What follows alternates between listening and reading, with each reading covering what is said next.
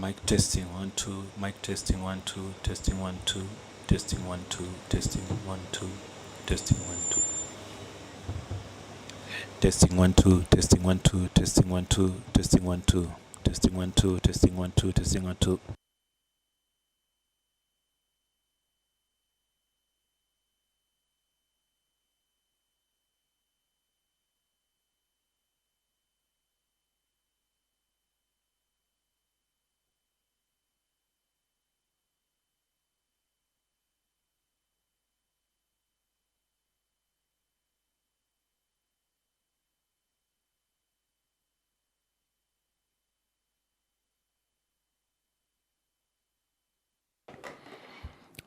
Mic test 1 2. Mic test 1 2. Mic test 1 2. Mic test 1 2. Mic test 1 2. Mic test 1 2. Mic test 1 2. Mic test 1 2.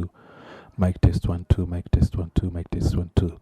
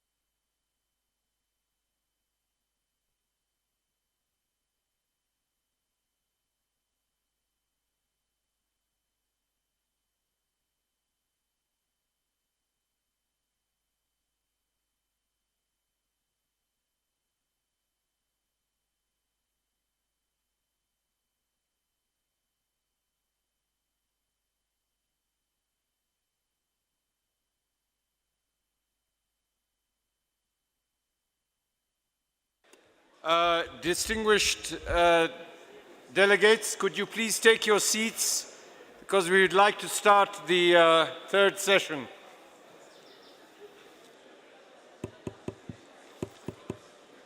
Could you please sit down and take your seats?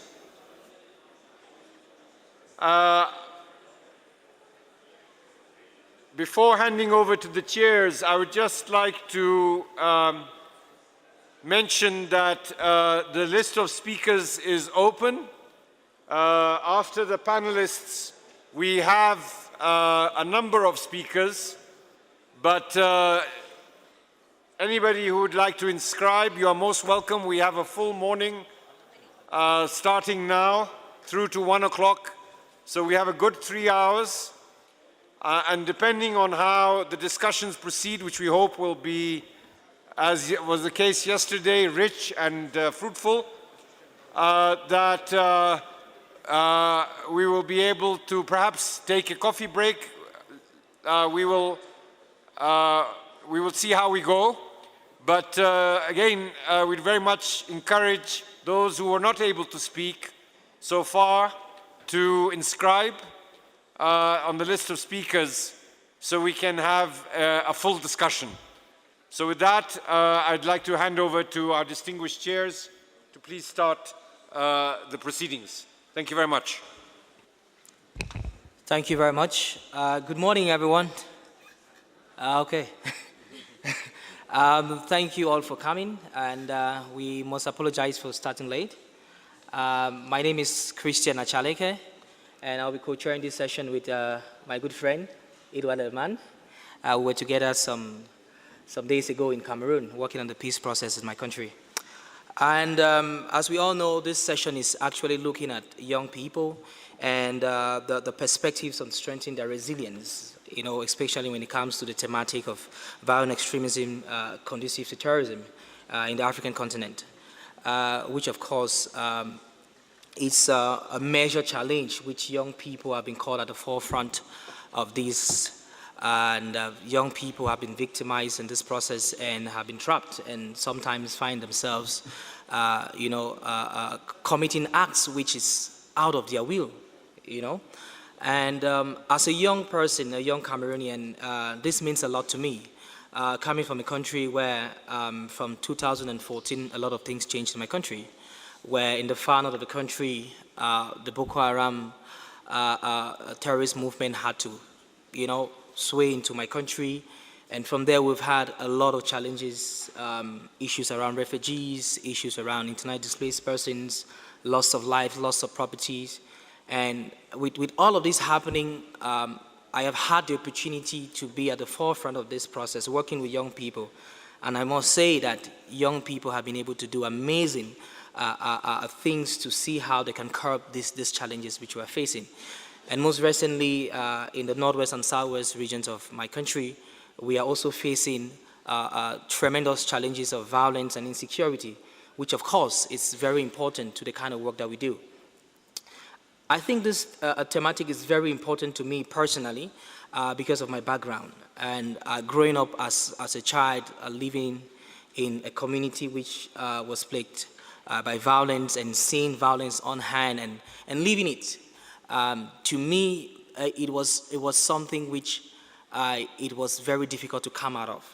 But I believe in that power of resilience, because despite what happened when I was younger, today I see myself working as a champion for peace in my country, engaging with young people, giving opportunities to them, and trying to make things work.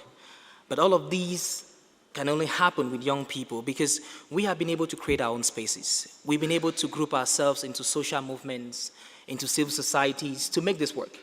And it's one thing which we've been able to have amazing results. This thematic is also very important to me because of the kind of work the organization that I work for has been doing within this process. I mean, we have had the opportunity to work one-on-one with some of these young people who have been part of these movements, and we speak to them, we listen to what actually pushed them. And most often, it's our own fault. You know, it's issues of how parents have not been able to play their own role, and how they have social and economic challenges, which sometimes we just need to respond to. And responding to these challenges, we've seen a lot of young people, saying we don't want to go back to violence. And we have the opportunity to work in prisons in Cameroon. And we designed a concept which we call prisonpreneurship. And the whole idea, it's working with young violent offenders in prisons to give them an alternative to violence through entrepreneurship. And today, these young people can produce from fashion designing, clothing lines which they have a convict brand, which is a clothing line which they have, from many other things. And their products today do sell nationally and internationally. I mean, these are young people who have been abandoned. These are young people that we think that they are troublemakers. But just a little opportunity that we gave to them. Today, they are also job providers while in prison, and they are also raising income, helping themselves and their families. I mean, these are the kind of things that we've been able to live and to see every day. And that's what gives us hope, that young people are already doing the work which is necessary for us to ensure that we have violent-free communities. I would also like to highlight our work which we do in the far north region of the country, looking at the current Boko Haram insurgency, issues of cultural intolerance, religious intolerance has been a big issue. And so we are working with children and working with community leaders and religious leaders to be able to engage in intercultural dialogues, where we work in schools, and all of this is driven by young people. And I'm 29 years old, and for 11 years of this work, it has been young people from different walks of life, different backgrounds, but one vision: to ensure that we have violent-free communities. And they are working as volunteers, working for no pay, and this is all working for them. We also have the kind of work we do around hate speech, because if you look at the current trend of conflict in my country, hate speech, misinformation, fake news has been a major issue. And so we do work around with influencers, from artists to celebrities. We work with them, we give them capacity on how they can develop content. And today we are seeing a massive change in narratives coming from them, and we are seeing more content developed by these young people. But all of this cannot happen on its own. The whole issue of partnership has been very, very important. And by these, I would like to state, few amazing partnerships which we've had, which comes in the light of capacity building, because it's a major challenge for young people, which comes in the light of funding, and which comes in the light of facilitating even access within our governments, because it's usually a big challenge. And we've had the opportunity to, I'm glad to have the Global Center of Cooperative Security on the panel, because we've been able to work together to see how we work on rehabilitation and reintegration of young people who have been part of this violence. And we've had experiences of training with the International Institute of Justice and Rule of Law, where we've been able to build a capacity as young people. Much more young people are having a place to learn, because when you go to the field, when you go on the ground, these are the kind of challenges that comes. And with the little capacity we get, we have been able to do this. What if you give us more? What if you give us more funding? I'm very sure that much more is going to come. And also, we've had amazing support from the Commonwealth CVE unit, and the Commonwealth Secretariat itself, supporting young people to be able to break the barriers, especially when it comes to government. Because sometimes it's difficult to get this access. But this has been able to facilitate this amazing work. In Cameroon, young people are doing great things. Across the world, young people are doing amazing things to ensure that our world is violence-free. But these can only happen if we have more of this partnership, if we have more of this support. I also want to talk about the rise of new networks, which is very important. And I want to applaud every stakeholder here who believes in youth network, because personally I've seen how these have been able to transform the lives of young people, has been able to reshape conversation at local and global level. By these, we have examples of the United Network of Young Peace Builders and the Commonwealth Youth Peace Ambassadors Network. I would just like to share with you how young people were able to drive change at the highest level within the Commonwealth. When the UN Security Council Resolution 2250 was adopted, and young people across the Commonwealth sat and said, what can we do to ensure that our heads of government also acknowledge this? We had to mount, and we worked together, and we did advocacy. And at the end, we were at the head of government meeting, and the head of government pledged to support young people to finance young people to ensure that the UN Security Council resolution on youth peace and security is implemented. I mean, this is one example among many examples of how young people have been working closely with policymakers, have been working on advocacy, which is very important. So this is just to tell you that our work does not end only in the field. We work both in the field, we work at policy level, and we are very happy that we find ourselves here today. Because most often, conversations like these will meet people not from our generation, it's the fact. But I'm very delighted that today, Ilwad and I, we are here to chair this session. I think this is a clear example of what young people are doing. And of course, we are going to share amazing stories of what we have been doing. I will not want to take a lot of the time, but I have two messages for young people. Young people must understand we need to keep creating our own spaces. We cannot sit and wait for these spaces to be given to us. Create the spaces, and the governments who criticize you would follow you, because there's no one in the world who does not like impact. And second thing for our policymakers, our donors, and all the well-wishers, you need to remember that the barriers you put on this funding prevents young people from getting the support. Sometimes you ask audit statements. Where do we get this audit statement? We run under $10,000 budget. How do we get audit statement? Just believe in us. There's enough evidence for you to understand that the little support we get can change a lot. So these are just a few messages I had to share, and I would like to turn to my colleague, Ilwa Delman, to also make her opening remark. Thank you very much.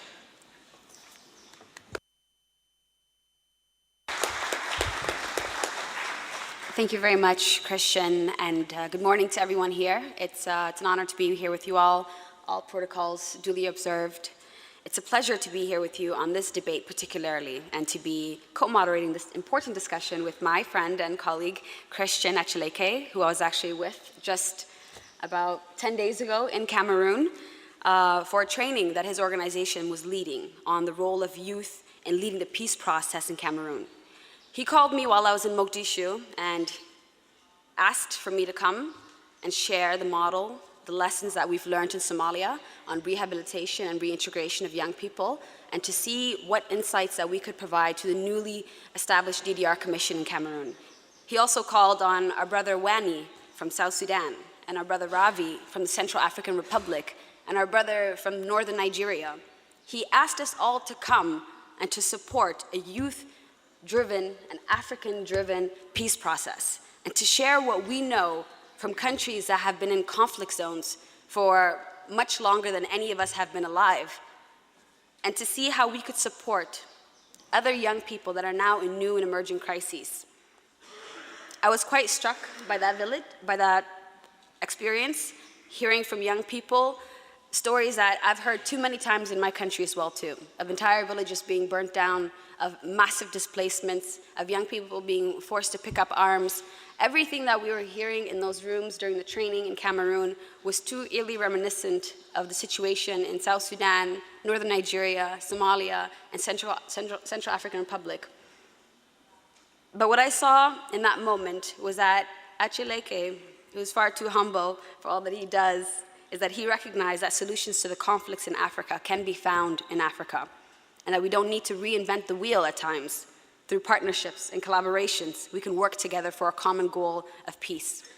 He also recognized the importance of prevention and not letting the situation in Cameroon deteriorate like those of our countries in protracted conflicts. And finally, he also realized that young people are not just practitioners. They're not just victims or beneficiaries at best. They are experts in the field. And he called on us to share what we learned. So I'm grateful to see him here again, because he doesn't just talk the talk, he's coming from the field and walking the walk. And that's what I think we need in discussions like this. And it's because of actions like his and all the other incredible young people in his country and mine and beyond on this continent that are doing the real work every day, that over the past few decades, we are now seeing an increasing attention that has been paid to the role of youth in peace and security. It's because of the strong youth movement globally that we are now seeing resolutions like 2250 and the subsequent resolutions 2419 emerging, that we're seeing commitments from the African Union, strategies being developed on the role of young people being meaningfully included in peace and security. We are here today having this conversation because of the spirit, the focus, and the savvy of young people. It's because of young people having maintained a clear message of what they need, having mobilized nations, having rallied support from politicians and thought leaders, and creating global movements that these resolutions are being put into place. And why we're not asking the question anymore of why should young people be involved in these processes, or should they be? But now we're asking how. How can we actually operationalize and harness this potential that exists?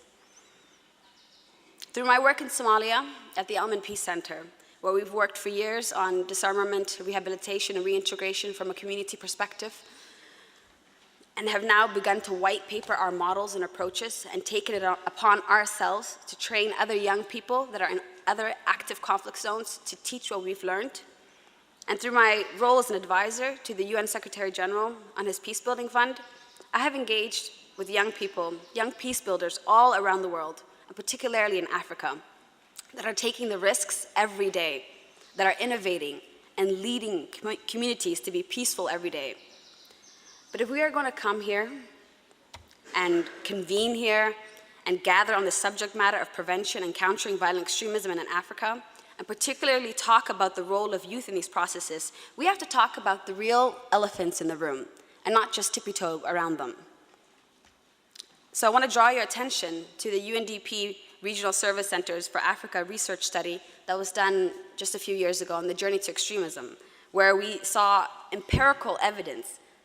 I think a number of more than 71% of the respondents had mentioned that it was government action, securitization of communities, and human rights abuses as being the key drivers to radicalization in Africa, as opposed to religion or lack of jobs.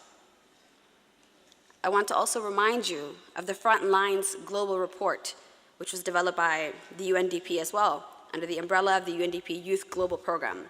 And this report put forward so much data and field case studies and mapping of youth-led actions and giving concrete examples and literature reviews of the role young people are already taking in CVE and PVE and how they're understanding their aspirations and perceptions, and how you, as both donors, as CSOs, as UN agencies, and member states can actually improve programming. And finally, last but certainly not least, what you should also add to your reading list if you haven't yet, is the Missing Peace Report, which is the progress study on the Resolution 2250 by youth globally, for youth globally, and for you to take into account when how to operationalize and develop an implementation strategy for these resolutions. I'm mentioning these different bodies of literature because we are well beyond the point now where we still need to look for evidence of can young people play a role in these processes. The evidence exists. So as the saying goes, once you know better, you have to do better. If we look around this continent, at times it does feel like it's burning from every corner. The economic costs of conflicts is crippling Africa from every side. And Sudan losing billions in a span of a few months is just one small example of that. So with all of the evidence of the role, the power, and the benefit and experience that young people bring to PCVE that already exists, I look forward today to a discussion that again focuses on tangible solutions and practical solutions on how we can engage young people in this space. We have an opportunity today to not just add to the plethora of lip service that exists on this specific thematic area. We want to invite you all to join the debate. So as we heard from the first remark from UNOCT, the speaker list is open. If you want to add to the discussion, if you have ideas, if you want to build partnerships, please do make sure that you add your name to the list. But let's make this a very interactive conversation and practically talking about the way forward. Thank you very much. Thank you very much, Eloat, for setting a powerful pace and looking at the whole research part of it and talking about our work. It was a lot of flowers on me. So I think before we start, I would like to recognize the fact that we have amazing panelists here today, and who will be sharing real-time experience of the work which they have been involved in, to be able to achieve this great objective of young people being at the forefront of building peace and preventing and countering violent extremism, which is very important.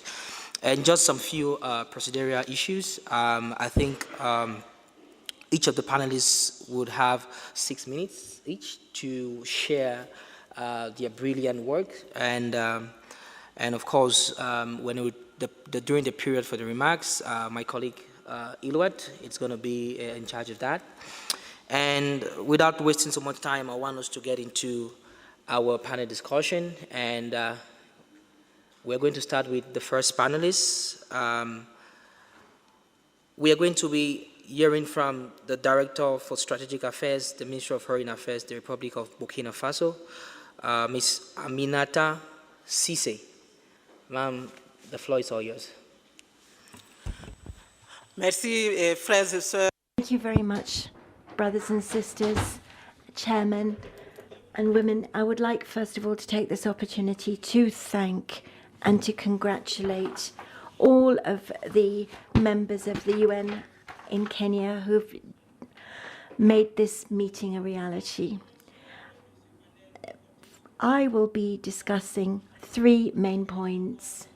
Firstly, the presentation of the situation from the security point of view in Sahel, the propitious conditions for creating resilience amongst youth, and the role of youth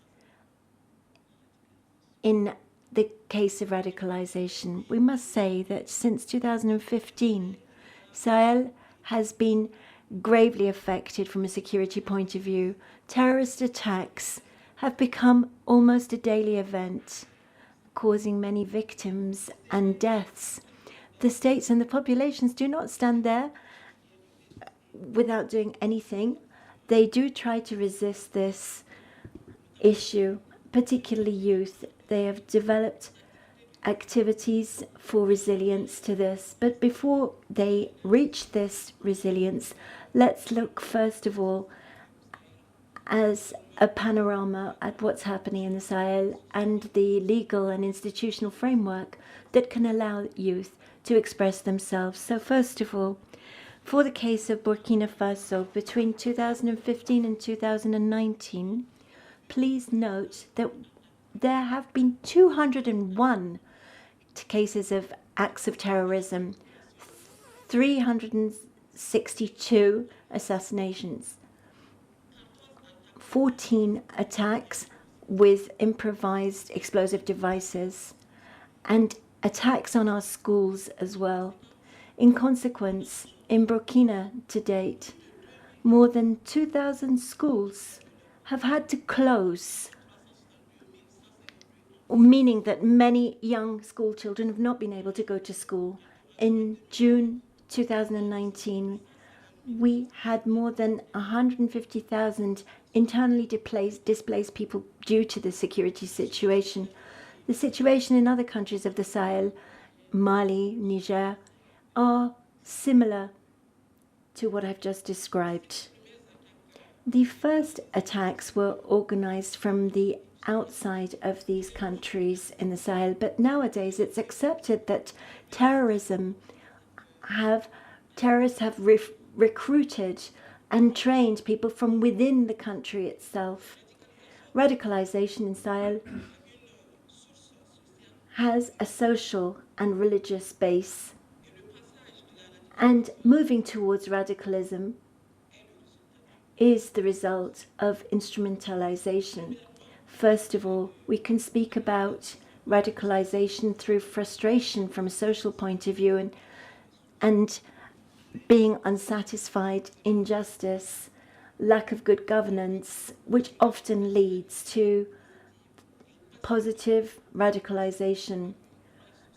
And because of a lack of social justice, but this does not necessarily mean that someone will be radicalized if they've not been instrumentalized. The second type of radicalization is based on good faith but limited by religious or cultural reasons. And so these people can be radicalized by terrorists who use this channel of religion for recruitment. So in all of these cases, terrorists instrumentalize and cause the radicalization by identifying a group, the way that they might react, and providing finances and carrying out violent operations in various given situations. The two types of radicalization require us to deal with the sources of the radicalization and, of course, to avoid as well the instrumentalization and the journey towards radicalization. We note as well that youth is the target of choice for this, but also the brave ones who carry out these acts of terrorism. So if these acts, such as the organization of the G5 platform in Sahel, are seeking to reduce the transboundary acts of terrorism, the country, in terms of development for resilience against terrorism, is working hard on this. What is the role of youth in all of this resilience building? Before we move to that, let's speak about a propitious framework for such resilience. The legal framework for resilience and the institutional framework. In order for resilience to be efficient, the activities of the different agents should take place in a legal and institutional framework that's quite precise. In Burkina Faso, the legal framework for resilience of youth is within the texts that have been adopted at national and international level, which seek to eradicate violent extremism. And in Burkina, this covers many sectors and includes many different stakeholders, whether they be government, from civil society, or non-governmental. The institutional and legal framework means that we are able to fight against extremism through setting up policies to counter poverty, providing public services, making sure that the youth is involved, promotion of balanced development across all of the regions of the country, promotion of an equitable distribution of resources, trust built between youth and the institutions, and reform of our educational curricula to include an aspect relating to violence. The youth have been encouraged to set up associations, and they are becoming aware that they are the central piece in the jigsaw in the fight against extremism, and they are carrying out activities for building civic knowledge, respect of rules, of community life, and they're setting up initiatives along with the state and communicating with the defense and security forces by highlighting any issues that come to their attention. There are many examples of these youth associations, and they have awareness-raising campaigns and which allow youth to understand the methods used by the terrorists to recruit. Just last week, there was a Pan-African group that was created to work in the context of awareness raising amongst youth to seek to prevent them being radicalized. In conclusion, I would like to say that youth represents the hope for Africa and for the Sahel in particular, and has a role to play in terms of resilience in fighting violent extremism. But in order for youth to be able to play their role properly, they need to have the right framework in which to work. And this should be created by states as partners. And if we allow the youth to be left to itself, they will not be able to play their role, to play the role that we would like to see them play in terms of resilience. Thank you. Merci beaucoup. Thank you so much, Aminata. It's a real pleasure to share this experience with you. It shows clearly the participation of youth in your country, and thank you so much. We are going to turn to our next panelist, and he's a young person, and Mr. Robert Ochala, who's a DJ, and runs a street radio program, and is the program director at the Youth Governors program in Kenya. Robert. Yep, good morning, ladies and gentlemen, and it's a privilege and a pleasure being here today. Ambassador Kimani and all panelists, all protocol observed. And I'm happy to be here to represent the interest of the youth. And apart from my introductory engagements, I ran a PCVE campaign dubbed From the Graves to the Grounds, a program that we started to mentor the youth in the right direction after cases of violent extremism emerged and alarmingly increased in our neighborhoods. And my presentation here will be a little bit more practical, and also because we like to keep it real with the young people and also from the communities we come from. And as a result of the increasing numbers of radicalized persons in our communities, we engaged with youths at different levels and at different stages of radicalization, from the vulnerable, and where we engage with them through organizing community forums and also just trying to build the awareness and the disattractiveness of the radical extremist messages.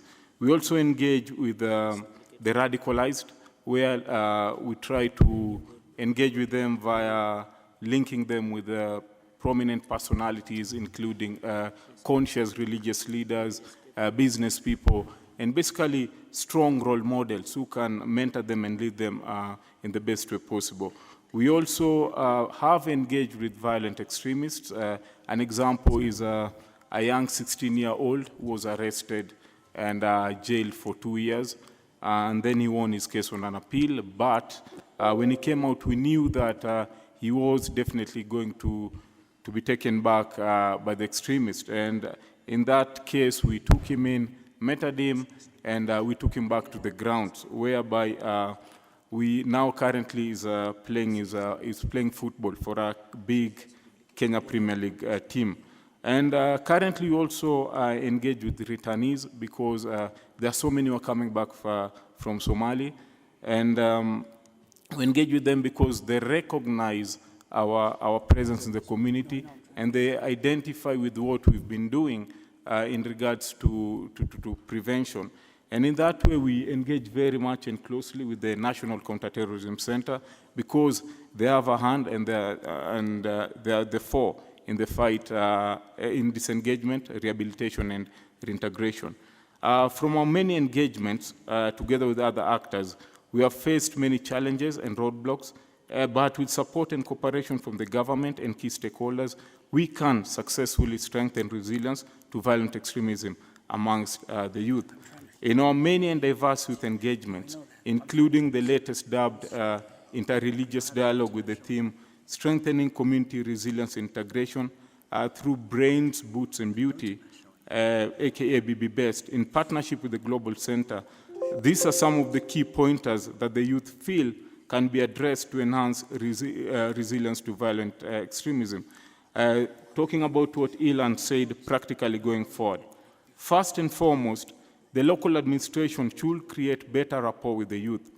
Cases of harassment, disruption of community or neighborhood norms, corruption, and so on can be tackled by enhancing dialogue to bridge the gap between the youth and the local government. The local administration can play a big role in this, as they are a buffer between good and bad perception of the government. We should be able, together with the government, address issues of hopelessness by engaging and involving the youth in opportunities. The youth need to have a fair share of the national cake. Invest in the youth, fund and sponsor them to enable their participation in social and economic activity, especially arts, sports, and entertainment. I think Ilhad will confirm with me that this is where the youths are best engaged in, arts, sports, entertainment, because they can spend more of their energies and creativity there. We should counter extremist narrative through extensive use of social media messaging. The biggest playground for the youth is social media, which is currently so much unregulated. The youth are more active on social media than on ground because of the many opportunities that present themselves online, and also the lack of dwindling opportunities in other sectors. Cyberspace carries with it not just the positive, but equally many negatives. For example, recruitment to violent extremism, bullying, and so forth, which have become higher online than offline. Online is more private, discreet, and radicalization can be built and nurtured at a desirable pace for the recruiters. Let's all remember that the threat of cyber caliphate is prominent and is now very real. We need our curriculum to equip our students from a tender age with online ethics and responsible use of the internet. This will not only help them with responsible online behavior, but also how they can receive, interpret, and internalize information. Last but not least, our African governments should consider the following when they're engaging with the youth on an economic level. Number one, equity and equality should be the norm in provision of opportunities. Marginalization of any community or group should not exist. We've seen this in so many countries. Marginalization is one prominent excuse by the recruiters to radicalize many young people. Opportunities should be in line with strengths and abilities of the youth. You should not feed an elephant to a cat. So opportunities should be in line with the strengths and abilities of the youth, and they should be given opportunities also to grow. Remuneration should be contracted and on time. I think we've had so many complaints, and we have an example in Kenya whereby there's a big program which ended up causing more harm than good for the young people. The young youth should be given time to enjoy the fruits of their labor, and also they should not end up in the pockets of law enforcement officers. When they are arbitrarily arrested, I think Ilwad talked more about government actions and inactions in regards to engagements with the young people.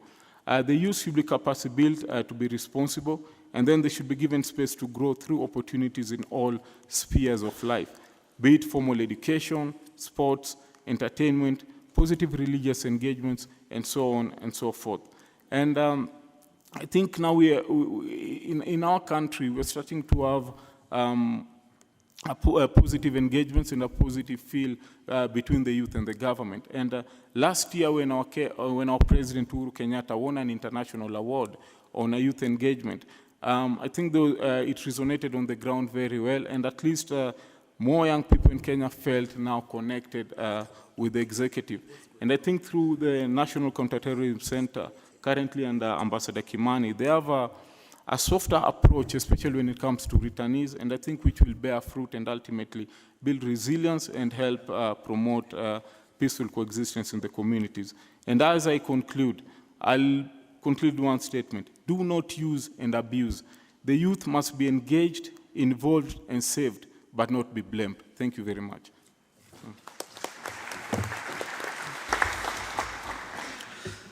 Thank you very much, Robert. I must say these are real-time examples, which is very important for stakeholders to really listen to.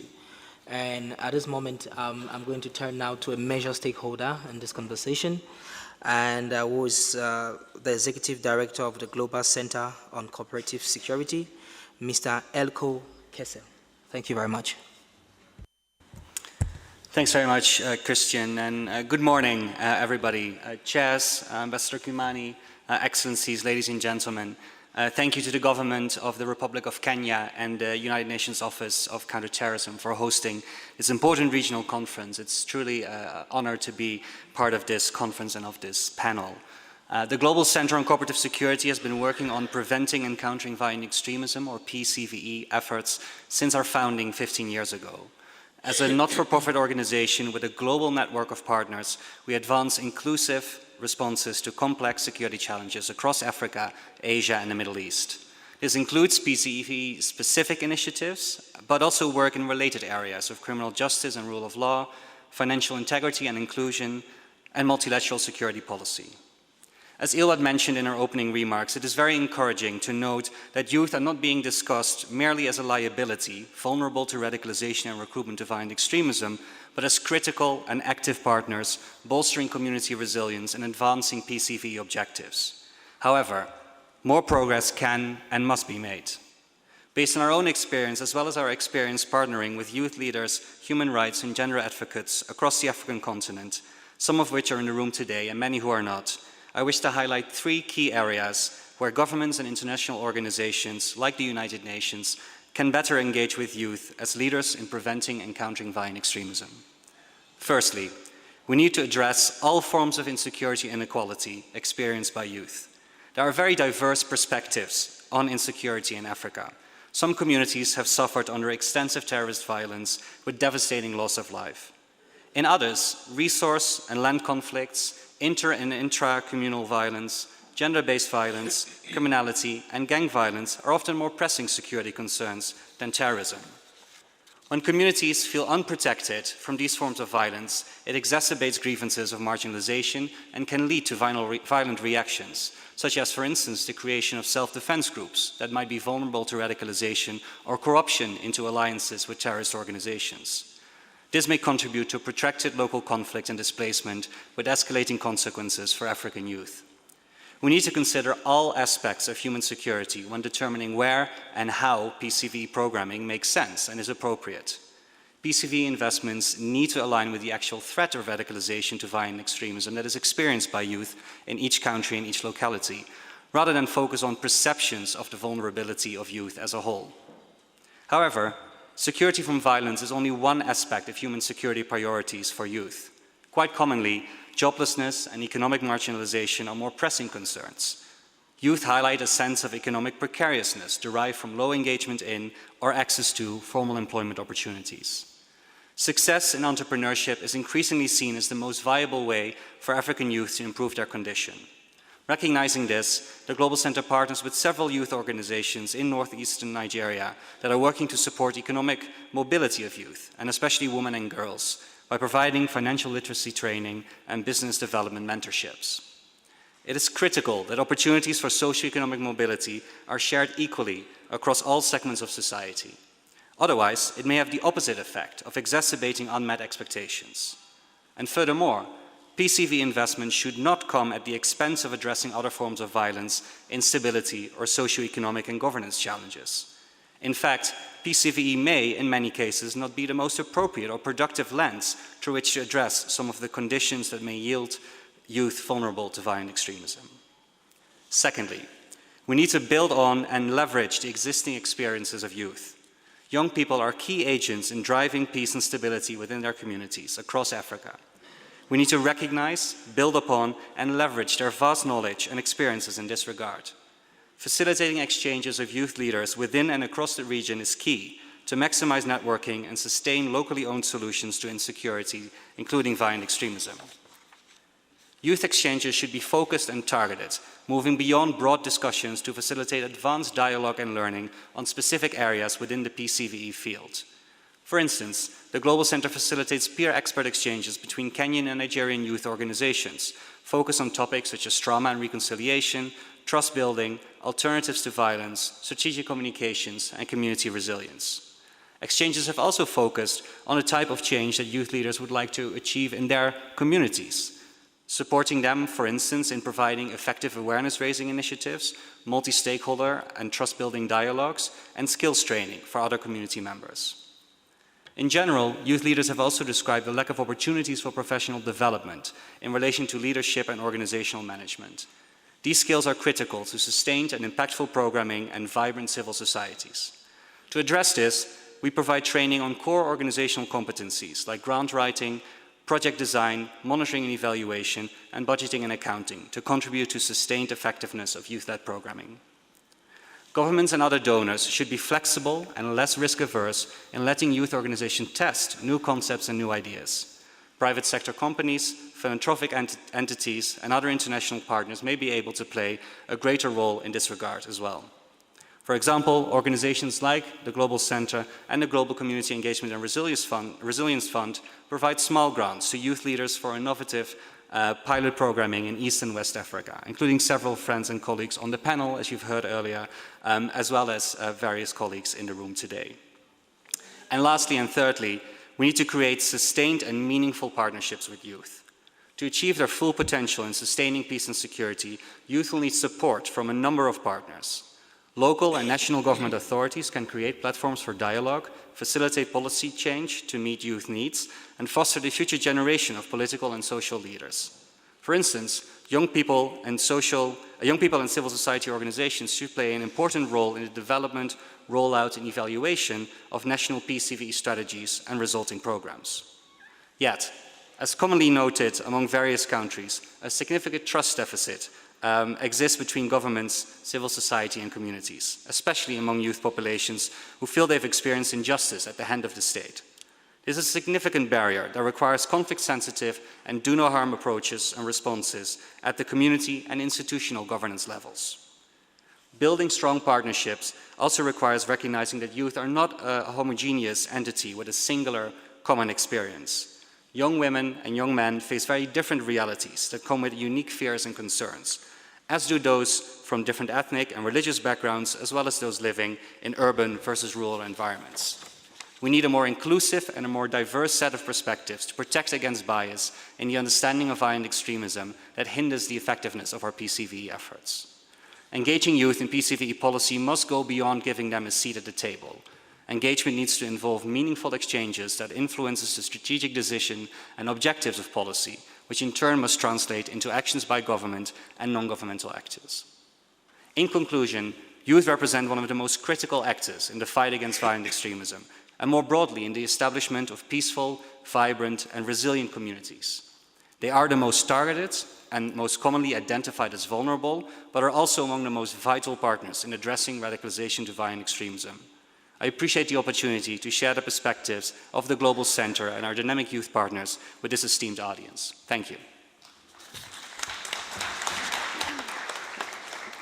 Thank you very much, Mr. Kessa, for this, I think, real-time experience and for supporting young people. And I'm happy that you could testify that the lead that you give to young people has been able to do a lot. And it's very, very important.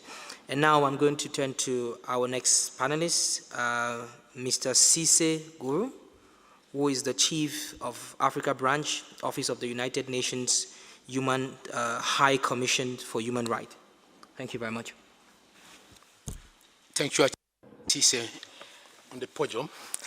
Let me just at the outset saying that I very much concur and agree with all that has been said. Now, let me switch into French. Bonjour tout le monde.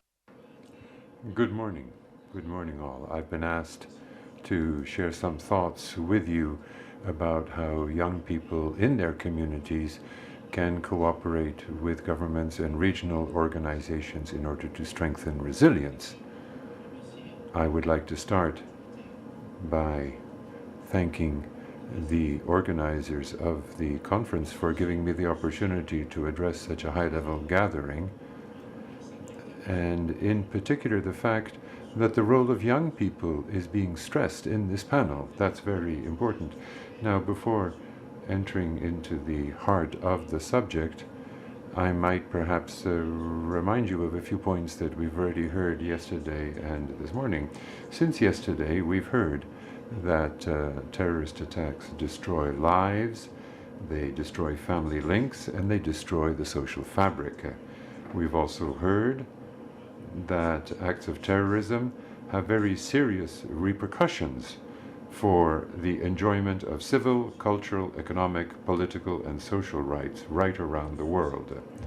We've also heard that poor governance, corruption, and the absence of the rule of law contribute to creating conditions that are propitious for terrorism and violent extremism.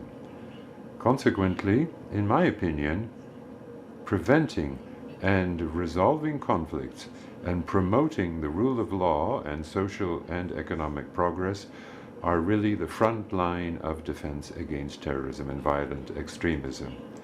Now, Africa, in particular, is uniquely vulnerable to violent extremism because of the continent's level of development and because of the fact that in many states the state is in fact absent. It's not effective. In some communities, and this must be recognized, extremist groups are the only providers of basic services, and often support for terrorist and extremist groups is not necessarily the result of some conviction or some ideology, religious or otherwise, but rather a necessity. I mean, people need to have access to water, to healthcare, and so on, and extremist groups are providing those services. As a result, young people are very easy prey for such forces. Now, fortunately, and this is the good news, a recent study has shown that the great majority of young people in the world do in fact reject violent extremism. Ladies and gentlemen, the prevention of violent extremism and the combating terrorism require a holistic approach, including a large number of stakeholders, including state, civil society, and young people.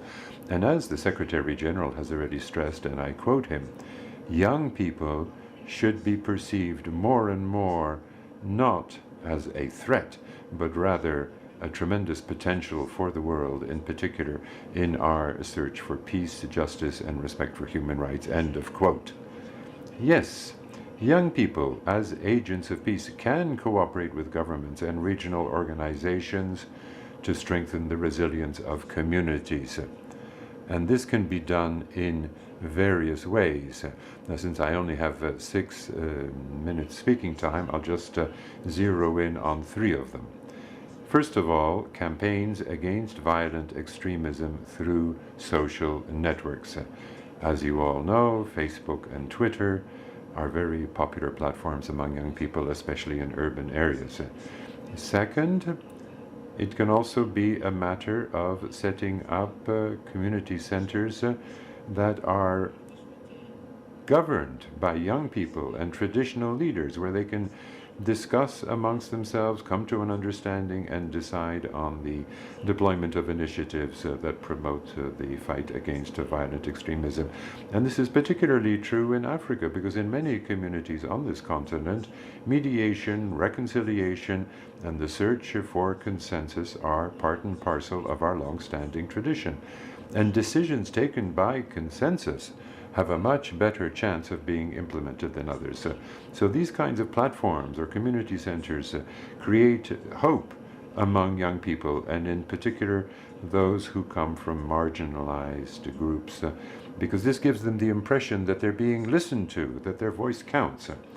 Third, the setting up of spaces of dialogue by young people and for young people, in order that they be able to engage in constructive dialogue on the problems with which they are confronted, and which can, in fact, lead to violent extremism.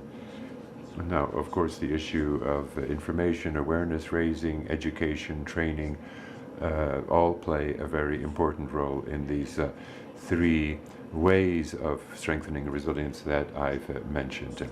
So investment in young people must be a major dimension in any strategy to prevent and combat terrorism and violent extremism. Any program that seeks to prevent violent extremism and to combat terrorism must put the stress on the education and the strengthening of the capacities of youth. Furthermore, to avoid large-scale recruitment by terrorist groups, we must, I believe, first of all, work on the improvement of the enjoyment of economic, social, and cultural rights by and for all, with no distinction whatsoever, no distinction of race, sex, or social class.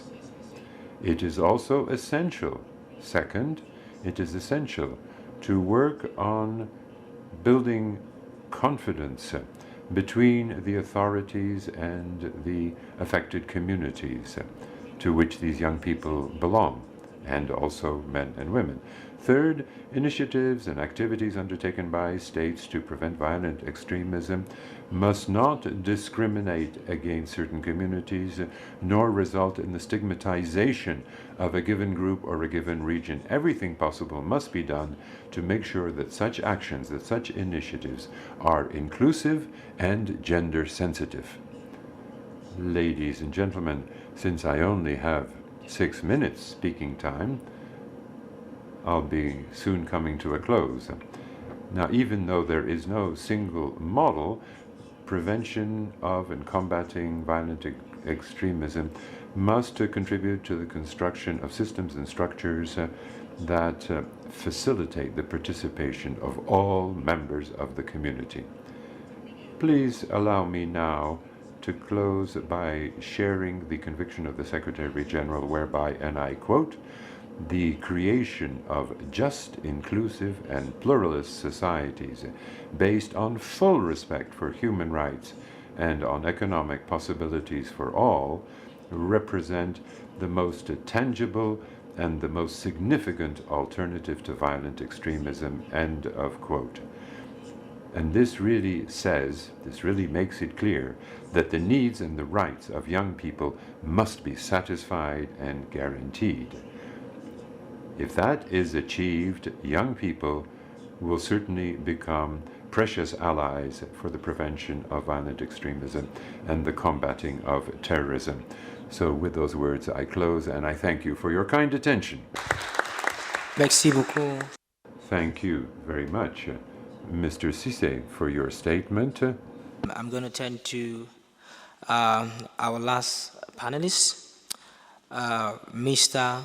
Masoud Karimipo. I hope I pronounced it so well. You pronounced it extremely well. It's as if Thank you very much. For years. Thank you very much. Thank you. First, Excellencies, distinguished delegates, ladies and gentlemen, I'd like to thank Office of Counter-Terrorism and the Government of Kenya for organizing this very important and extremely timely conference, but particularly for including and highlighting this particular opportunity for us to engage the youth and address their vulnerabilities as well. Given the extremely limited amount of time that we have, please allow me the luxury of summarizing in a very extreme fashion my message. Empower the youth, empower the youth, empower the youth to prevent terrorism. Indeed, I think that all that we have said so far on this panel has indeed led us to the same conclusion. Let's look at the numbers. In Africa, the youth are a rapidly growing part of the population, and they have to be treated as an enormously valued asset and not a threat. Indeed, some 830 million youth are expected by 2050 in Africa. 3/4 of Africa's population of over 1.3 billion are under the age of 35, and nearly half are under the age of 15. There, among that population, are the future leaders, policymakers, thought leaders, even presidents, perhaps in this room, perhaps on this panel. Christian, Ilwad, you may be our next president. So we look forward to your contributions continuing until then. But seriously, we have enormous opportunity among the youth.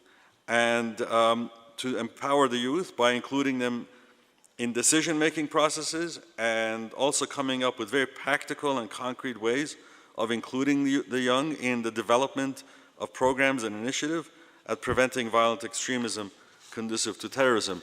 I think it's really very possible, and we have seen many successful examples of that already among some of the member states present in this room. And if we strengthen our partnerships and adopted some of the lessons learned from one another, I think we have a clear path to empowering the youth in Africa. So, the UN Office on Drugs and Crimes, in which I am the Chief of Terrorism Prevention, has a mandate from the UN General Assembly and the Security Council to provide assistance to member states in their efforts to address legal and criminal justice aspects of countering terrorism, including preventing violent extremism, and including the special vulnerabilities and opportunities among the youth. And UNODC has dedicated particular attention to technical assistance to member states on the treatment of children, and we have already developed a whole set of toolkits that we put at the disposal of member states' policymakers and institutions, leaders, and professionals on recruiting, on preventing violent extremism among the youth, and addressing the issue of recruitment and exploitation by terrorists of young people. And, but given the limited amount of time, let me highlight just a few. One is advances in communication technology that have increased youth empowerment and engagement on an unprecedented level and have facilitated the emergence of a global community, including a global community of easily influenced population and audience of young people. So with that vulnerability, through cyberspace and social media, we are seeing extremists exploiting that and seeking to disseminate their ideology and recruit vulnerable individuals. Now, to counter that threat, the use of internet for terrorist purposes, the member states need to strengthen their capacity to detect, to investigate, and prosecute terrorism-related activities that make use of the internet and social media, and for us to cooperate across borders, as well as with private actors, particularly service providers on the internet. And we are helping member states to do just that through projects involving currently 10 African states, and I encourage more African states to join this initiative to address this vulnerability. Now, to reclaim this space, security and criminal justice measures offer only a partial answer. Here are some other lessons learned. We must integrate young women and men into decision-making processes, foster trust between decision makers and young men and women, involve hard-to-reach young men and women, ensure that when we allocate resources at the national level, we address violent extremism vulnerabilities among young people and work directly with them and hear their needs. Prevention, prevention, prevention. And this is my other key message. Because the young people are particularly targeted by recruiters, because they are seen as being more easily influenced and less expensive to recruit, and also because young people are searching for significance, for empowerment. And if we, in their own countries, we at the community level educate, empower, and employ the young, then you inoculate the young against messages of recruiters.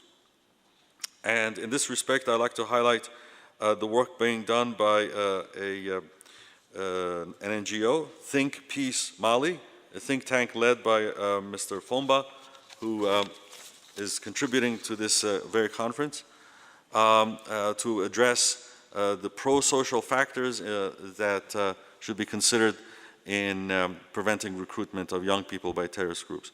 Next, children and youth should be included in public life, and their platform for their voices to be heard. We need to offer them a safe space to do that. We've also at UNODC have been offering technical assistance on rehabilitation and reintegration of children formerly associated with terrorist and extremist groups. We have offered member states reintegration strategies that require a delicate balance between individual support and community-based interventions. And as we discussed in this very meeting just yesterday at a side event that we organized, we have developed very concrete tools that we are putting in the hands of member states, including a handbook on children recruited and exploited by terrorists and the role of the justice system. One of my co-panelists mentioned preventing abuse of the young in the hands of government. In fact, treating young people with dignity and due process is a safe and sure way of achieving that goal. So in conclusion, let me highlight what the Secretary General Guterres already put so well. Let us strengthen partnership. Let us address enablers and drivers of violent extremism, including poor governance issues, including inequality, and including lack of opportunity for the youth. Build resilience, and again, to close where I started, if you wish to prevent terrorism, empower the youth. Thank you. Thank you very, very much, Mr. Karimapo, for this. I think a lot has been said, but there's one thing which I thought of very important to highlight, which is, recognizing young people within this process. Because as a young person who saw violence on hand and, being part of this process, and for 11 years working, striving in communities to promote peace, the few recognitions which I had as a person and that the organization had actually, worked a lot on building the resilience of more young people, because we want to feel we are heroes. After being named the Commonwealth Young Person of the Year, it meant a lot to young people that you could come from a difficult past and still drive change. And after winning the Luxembourg Peace Prize as well, it meant a lot to these young people. And continuously, much more young people are seeing the need to drive peace. And I think it's something which we must keep hold of.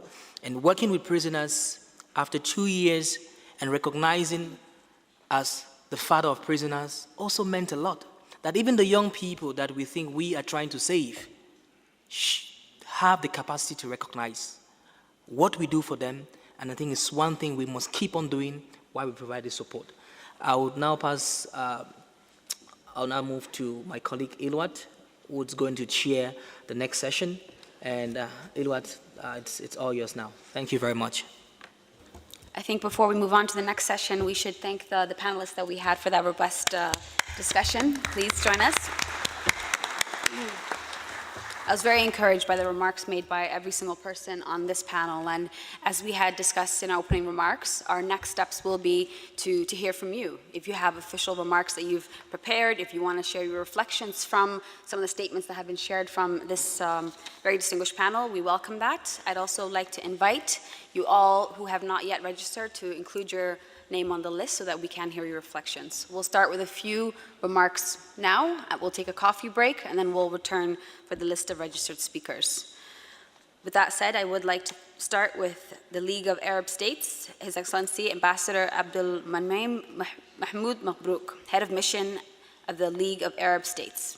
Please.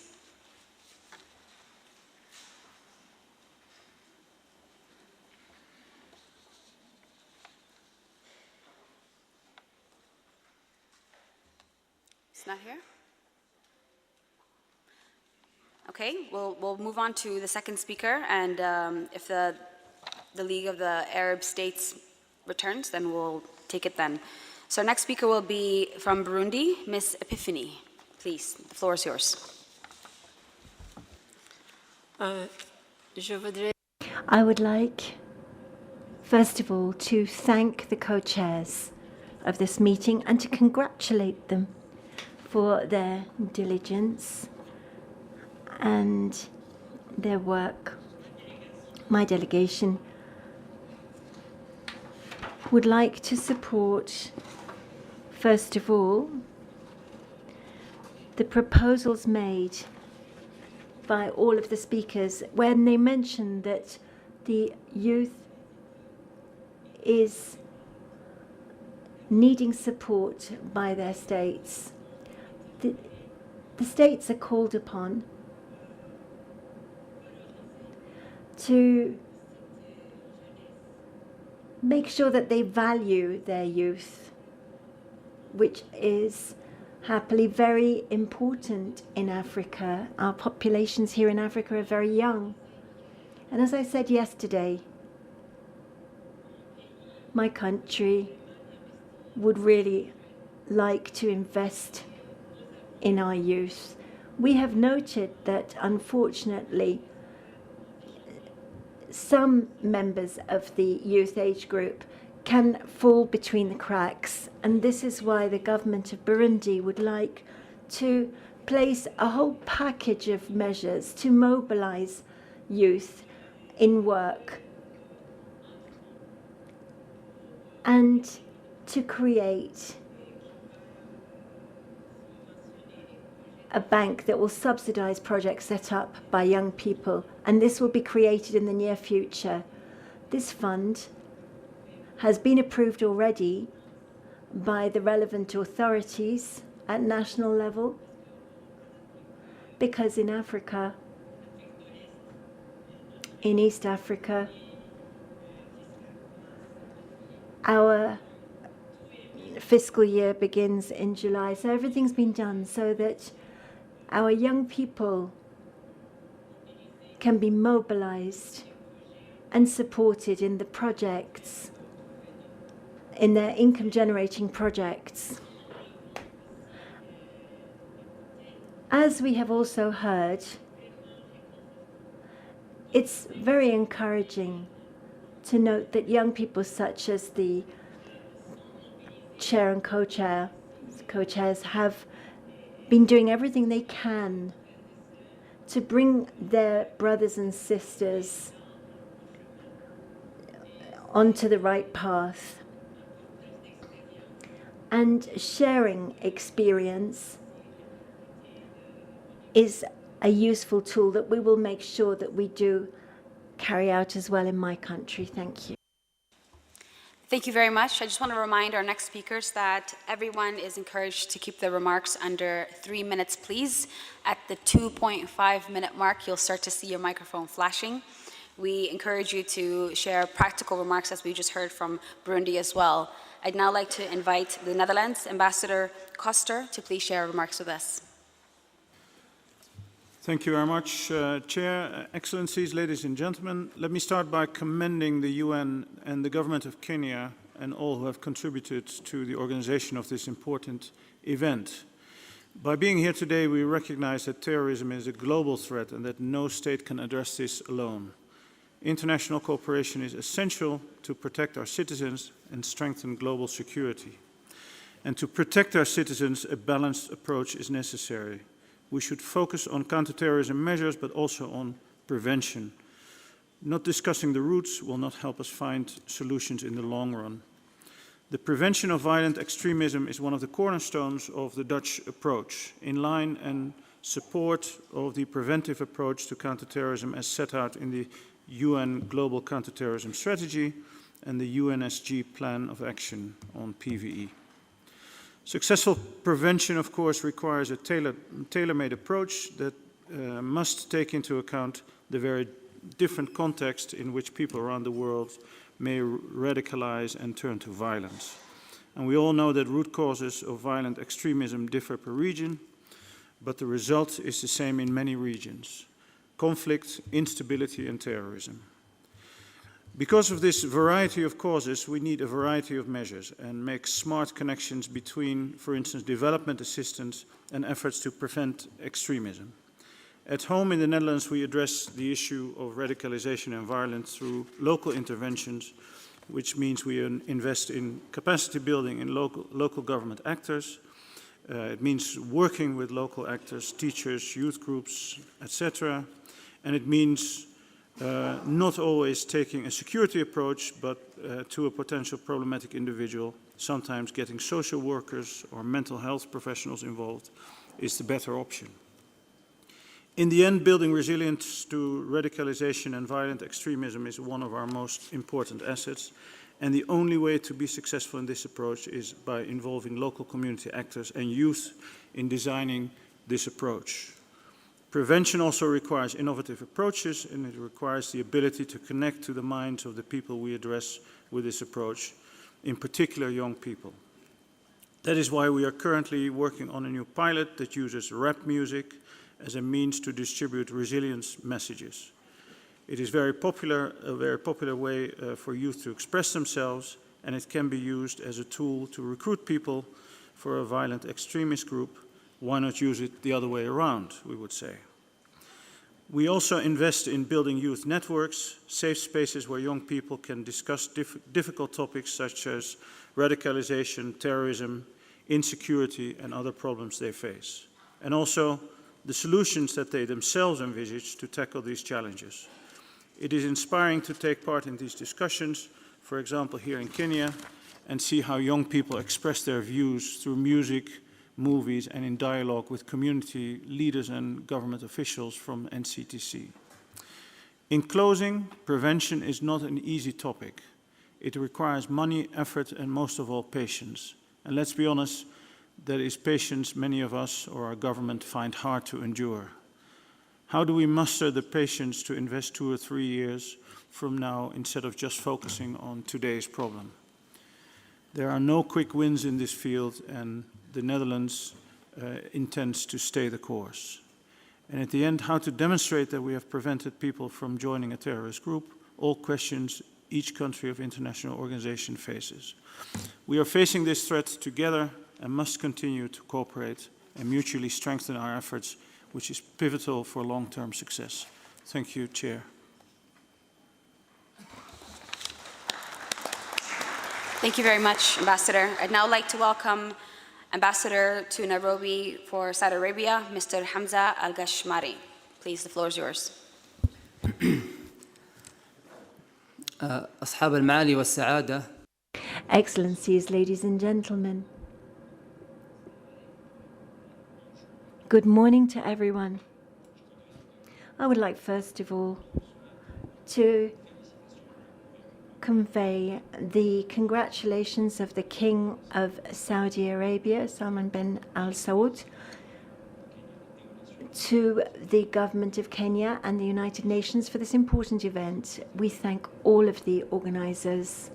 There is no doubt that terrorism knows no nationality, no territory, no origin, nor religion. It makes no difference or no distinction between any of the religions or cultures. It kills indiscriminately throughout the world and has targeted both rich and poor. Countering terrorism and strengthening the voice of moderation requires international cooperation. The Kingdom of Saudi Arabia has worked constructively and in cooperation with the international organizations to prosecute these terrorists. Ladies and gentlemen, the Kingdom of Saudi Arabia has also suffered terrorist attacks. It was one of the first countries to know such acts. The government of my country has succeeded in facing the challenge of countering terrorism in terms of education, ideology, and culture, and has done this with wisdom, with the conviction of understanding that there are false doctrines being spread and encouraging tolerance. The Kingdom has also made many efforts in countering terrorism at international level. The meeting in 2005 on this took place in Saudi Arabia, and we have also supported the meetings within the United Nations. We were one of the first to fight against Daesh and ISIL. The Islamic Alliance Against Terrorism was the initiative of my country. The International Conference on Civilizations and Reconciliation, which brought together many heads of state, including the President of the United States, the Meeting on Reconciliation and Tolerance. All of these efforts have led the countries of the world to regroup and to fight terrorism in all of its forms. Saudi Arabia has decided to provide its assistance for this current meeting by contributing about $200,000 US. Thank you so much for your kind attention.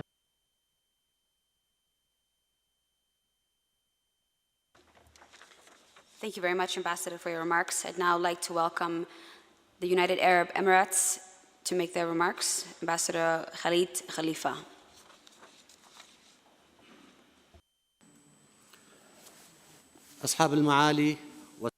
Excellencies, ladies and gentlemen. Good morning to everyone. First of all, I would like to thank the Republic of Kenya and the Office of the United Nations on Counter-Terrorism for having organized this important conference. I'd also like to express here our thanks for the invitation that you have given us to participate. We responded yes, and here we are to support Africa in its efforts in countering terrorism and preventing violent extremism.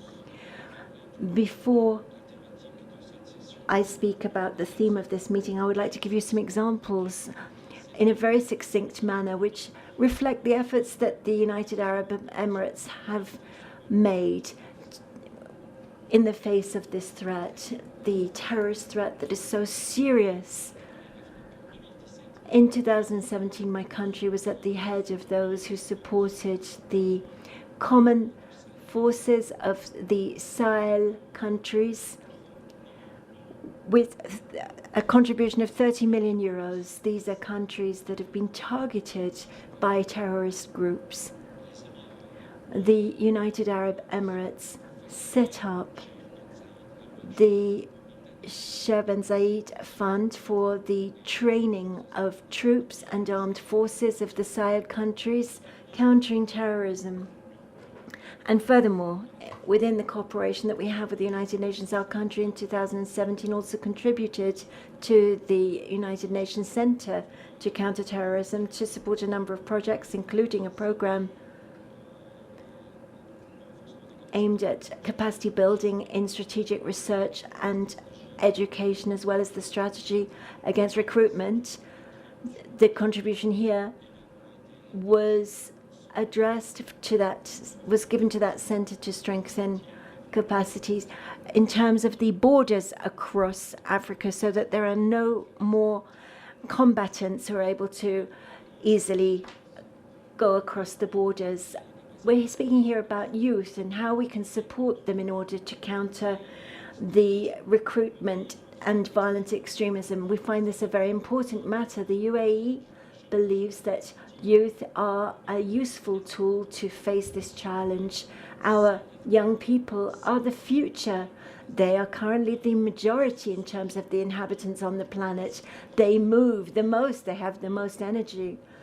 Africa has a demographic which is biased towards young people and makes them therefore very important. That's why we're here. We must invest in our youth so that we can face these challenges which are so serious. Terrorism, extremism threatens our societies in the long and the medium term.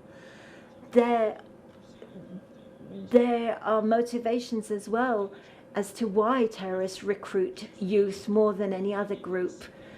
And they are targeted and then killed.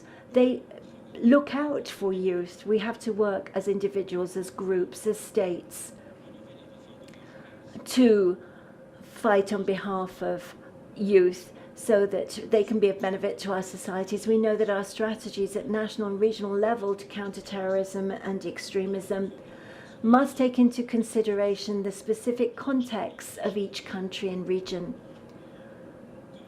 We believe that exchange of experience within the United Nations at regional level and amongst regions is the best way in which to do this. Allow me here to mention a number of procedures that we have undertaken in the UAE so that the youth are a focal point within our strategy to fight terrorism. We give youth important roles within our government as civil servants, and also within the universities and in research centers. We have a number of members of the youth who work within government, and a council for youth which is presided over by a young person. We have new technologies that we work with, and we have worked to make sure that there are funds sufficiently available provided by the state for projects carried out by young people. Secondly, we have places where the youth can speak about their ambitions, their ideals, their future hopes. And we've had a series of meetings at local and national level which allow youth to be observers within government, and in national interministerial level we have councils of youth across the country and across the region, and centres which allow them to speak about the most important issues for them. Thirdly, we are making sure that we build capacity in terms of analysis and the use of communication tools by young people, and this is done through schools, universities, and educational programs, taking into consideration the new technologies and integrating with them the principle of tolerance, and highlighting the lies that terrorists use in the Sawab centers that we have in Abu Dhabi.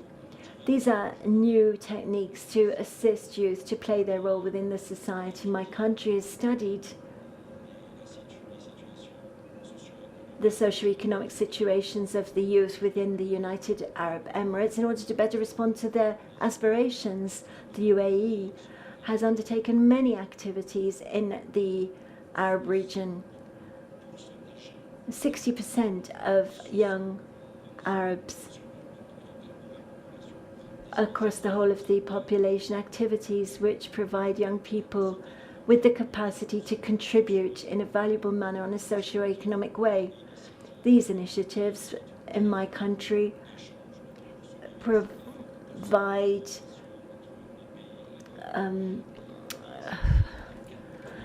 possibilities for sponsorship for when young people go to universities, research centers, initiatives to develop the digital economy in the Arab region. We're extremely proud that the UAE today is a leader in terms of surveys of people's opinions across the Arab region and by youth, and we thank the youth to be able to carry out such initiatives, and we make no distinction between these young people. Their conscience, their religion, their origin means we can work together in terms of cooperation. The UAE, in cooperation with the United Nations Bureau to Counter-Terrorism, has organized a regional conference on youth and has faced the challenge,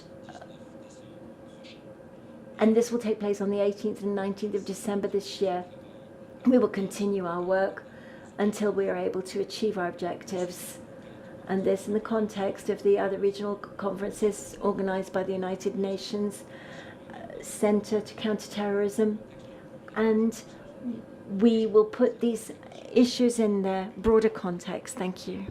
Very much, Ambassador, for the detailed statement you just made, and I do encourage the next speakers to please keep the remarks 3 minutes or less. We've now decided that we're going to continue with all the speakers lined up now before the coffee break, and then we will finish and close our session and invite you to join us for coffee and refreshments after. So please, I'd now like to welcome from Bangladesh, Mr. Councillor. The floor is yours.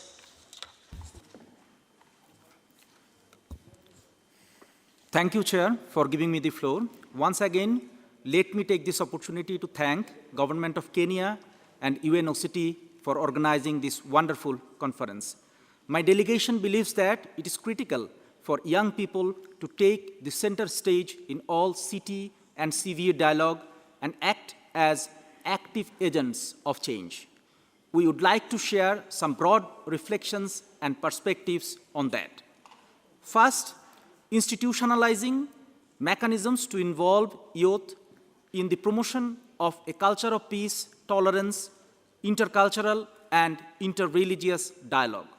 We need to recognize that no one is born as an extremist or terrorist. Terrorists and extremists are created.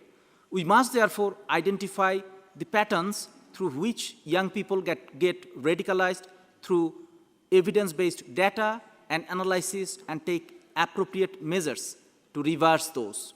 In doing so, we should remember that brute force can curb violent extremism for time being, but it can't be a long-term solution.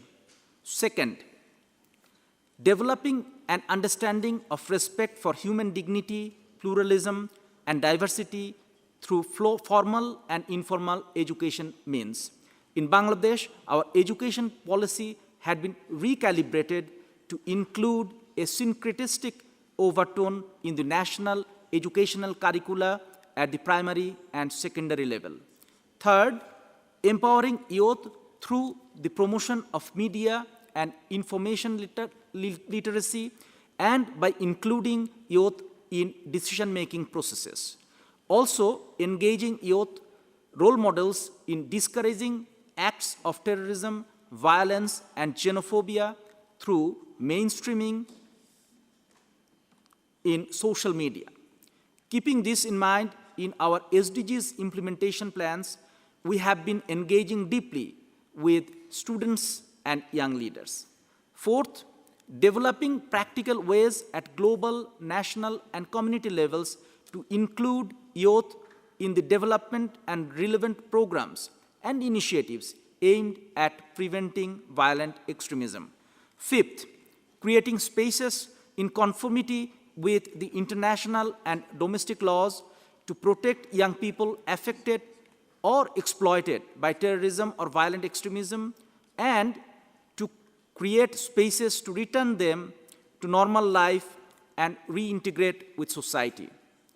In Bangladesh, we actively encourage a whole of government and whole of society approach to build defense against terrorist and violent extremist elements. Our community policing initiatives have been particularly effective in this respect. Our women empowerment and youth development programs have had a far-reaching impact on preventing the spread of violent extremism. We have developed a robust global and regional partnership. My delegation takes this opportunity to particularly thank UNOCT for recently conducting a couple of projects in Bangladesh, including one aimed at preventing violent extremism among the youth. We also appreciate the insights that UNOCT helped us gather on possible risks and solutions in the aftermath of the influx of 1 million Rohingya population into the territory from Myanmar. Finally, it is through our quality, inclusive, and transformative education that our youth can turn into truly global citizens and help shape global discourse on CT and CVE and put those on irreversible track through responsible and effective engagements with their peer groups and beyond. Indeed, good education and deep engagement with the youth is the key to prevention. It can redress inequality that fuels violent extremism. It helps learners make informed decisions and engage responsibly. I thank you all. Thank you very much. I'd now like to invite from Coast Interfaith CC, Reverend Dr. Stephen Ayenda. The floor is yours.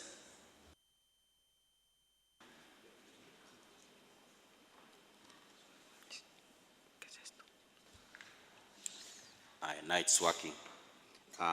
Good morning, everyone. Is it afternoon? From the Coast Interfaith Council of Clerics, we work with interfaith approaches to many things, and particularly in the area of the youth. This brings all the faiths, that's the Muslims, the Christians, the Hindu faiths, and also the indigenous faiths or the African tradition faiths that live in the coast region of Kenya. The coastal region of Kenya has faced a lot of issues, particularly when it comes to issues to do with violent extremism and terrorism. And so we find that most of our youth are involved. And what do we provide other faith-based groups? In our churches and mosques and in our shrines and temples, we provide one safe space. The youth want a safe space, a place they can talk, a place they can discuss their issues, and we've agreed in the coast region And now we are moving to other parts of the country to provide space, a place the youth can have. Many times you find space where the youth have to go to and pay. But if they want a hall to meet in, a place to discuss their issues, we do provide that place. Secondly, we provide mentorship to our youth. We do discover many of our youth grow in areas whereby they are absentee parents. Either there is an absentee father, an absentee mother, or both of them are absent. We do provide mentors for the youth. Some of the youth just want a person to speak to. We identify those youth, those people, and we ask the youth to speak to those people that they choose to speak to over a variety of issues. Also, we train the youth on messaging. There are many youth who are using the social media and space, and some of them need training on how to use computers, on how to use telephones, on how to use, because some of these gadgets are not available to majority of our youth. And so we provide space and we provide a place whereby some of the leadership of the youth can find a place to be trained and how to message and contact each other. We also provide ourselves as a place whereby qualified youth can go and identify employers. There are many people who have a place to, the youth want employment, but they don't know where to go to. We identify some of the employers and we ask the youth, we recommend the youth to the employers so that they can get employers for that. And lastly, we also speak on behalf of the youth. Many of the youth also can get into kind of issues with the law enforcement agencies. We stand and go in and speak on behalf of the youth so that they can be pardoned or they can find space to be listened to by the law enforcement people. Together, we bring the youth in both in the intra and interfaith dialogues, and we have found the youth have something to say. And now we find that the youth are preachers, the youth are teachers, and the youth are starting to invest in the area of faith. Thank you. Thank you very much. And I'd like to invite Costa Rica. Ambassador, the floor is yours. Madam Chair. Gracias, señora presidenta. Thank you very much, Madam Co-Chair. The delegation of Costa Rica would like first and foremost to thank the Office of the United Nations in Nairobi and the government of Kenya for the excellent organization of this conference and for this debate on a subject that is so important to all of us. We believe that the best way of combating terrorism is prevention. States must strengthen institutions that combat crime in general and terrorism in particular. We need to redouble our efforts to do away with impunity and to make sure that human rights are fully respected. We need to regulate efforts to improve the provision of education services, healthcare, to extend that to areas where the presence of the state is weak or even non-existent. And all of this with a view to preventing radicalization of young people, to closing the space for extremism, terrorism, and criminality. We are confronted with a phenomenon, with a situation in which criminals and terrorists cooperate with trafficking in drugs, human beings, arms, laundering money. It's all very lucrative for them, and we need to cooperate to combat these organized groups that cooperate at the international level. And we must also make sure that proper assistance is provided to victims. In Costa Rica, it's very important for us to cooperate regionally, and we must work much closer together than in the past. And then, of course, at the national level, various efforts are important. The situation in Africa is quite different than elsewhere. So I think it's important that we exchange our experiences and our good practices so we really can learn from one another. And it is in this kind of context of interstate cooperation under the aegis of the United Nations that we can work to strengthen technical capacities, make sure that we all have the tools that are required to track down and to bring to justice perpetrators of criminal acts.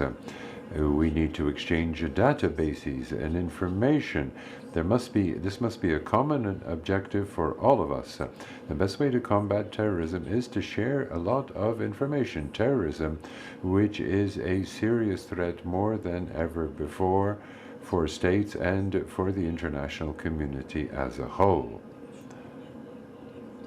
As of today, terrorist groups are involved in recruiting young people through social media campaigns and with a very specific discourse.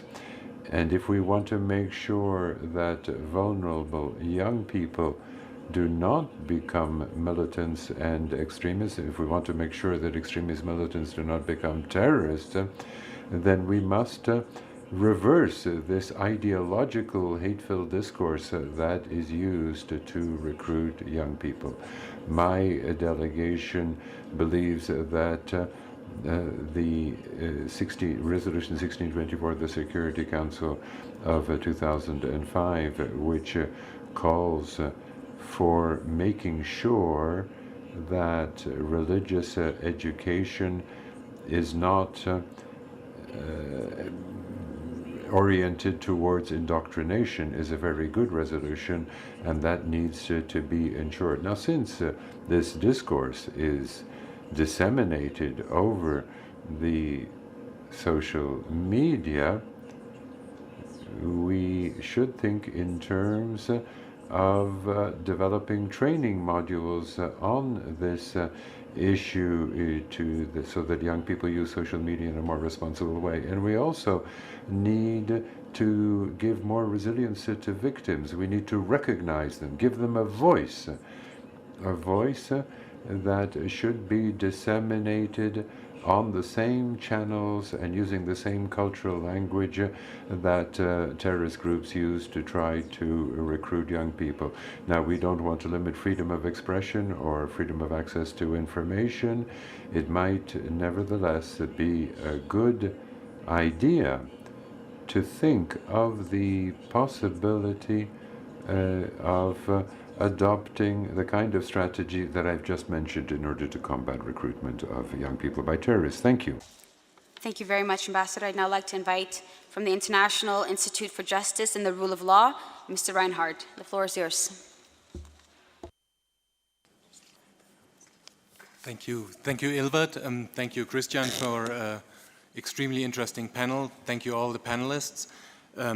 Thank you all to Kenya and to the United Nations to invite us to participate and contribute to this important conference on behalf of the International Institute for Justice and the Rule of Law, which is one of the initiatives inspired by the Global Counter-Terrorism Forum. The IJ plays a key role in supporting, implementing and operationalizing GCTF best practices and other international good practices to counter terrorism and violent extremism. We are headquartered in Malta, so in the middle of the Mediterranean, which serves as a bridge between Europe and our core geographic area, which is in Africa and in the Middle East. Since we were established in 2014, we worked with over 4,500 criminal justice practitioners and experts, with a majority of them coming from Africa, and I'm very glad to see many partners in this room here. As a capacity building training hub in the counterterrorism field, we work to build national criminal justice capacity, carefully considering, of course, the work that is done by our colleagues from the United Nations. We are doing so through 8 core initiatives that all have different work streams, and I will give a couple of examples. The IIJ Homegrown Terrorism Initiative is implementing and operationalizing a GCTF Good Practices Memorandum in that regard, and is really taking and looking into practical steps that governments and criminal practitioners can take to effectively tackle the challenges posed by homegrown terrorism and we have worked successfully with many countries in the region, seeing exciting results, including with youth organizations.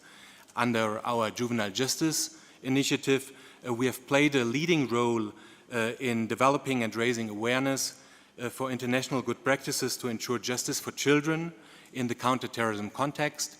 And then, of course, in our core initiative, the Judicial Capacity Building Initiative, we are building capacities of prosecutors and judges to prosecute and adjudicate terrorism cases and ensure that the defendants' rights are protected. Across all of our initiatives, we are identifying practitioners who are enthusiastic, committed to reform in the counterterrorism context, and who have or who are building sufficient influence within their domestic agencies. With that, I would like to conclude. I would like to thank you again. I'm here should there be questions later on or ideas for further cooperation. Thank you. Thank you very much. And I'd like to welcome URI Horn of Africa Regional Coordinator, Mr. Mahmoud Sougay.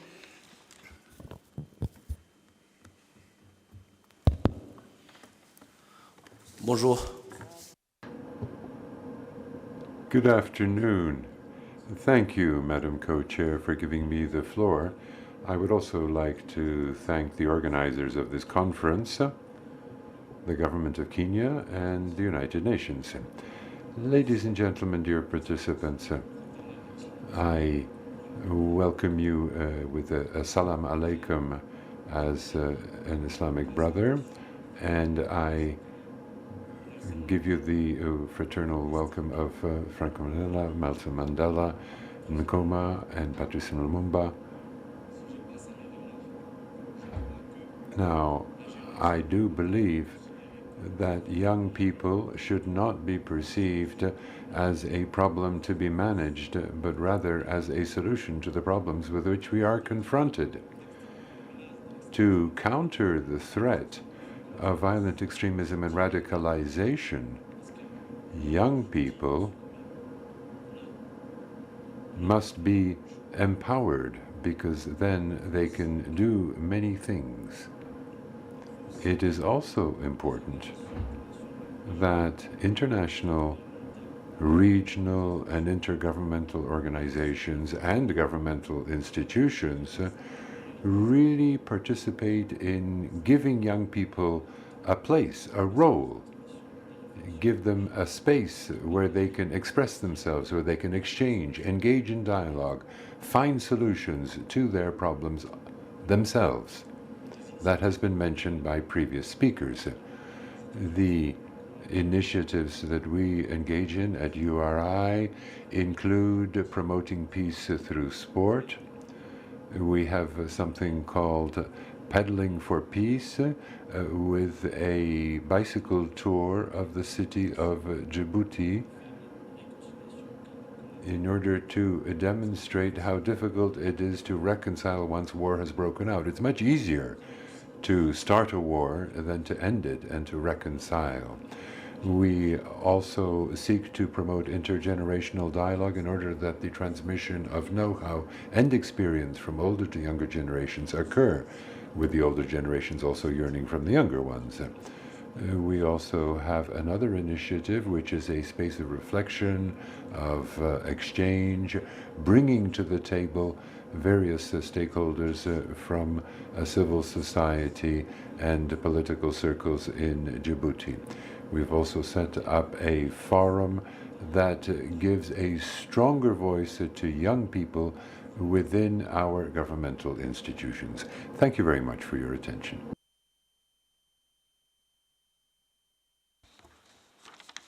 Thank you very much. I'd now like to invite from the Institute of Security Studies, Dr. Roba Sharamo.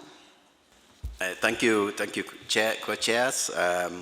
I want to really also echo and support the assertions and statements by the previous speakers of really an excellent panelists that we have had this morning. And from the Institute of Security Studies, we are honored and also as well want to congratulate the government of Kenya and UNOCT for really organizing this very timely conference.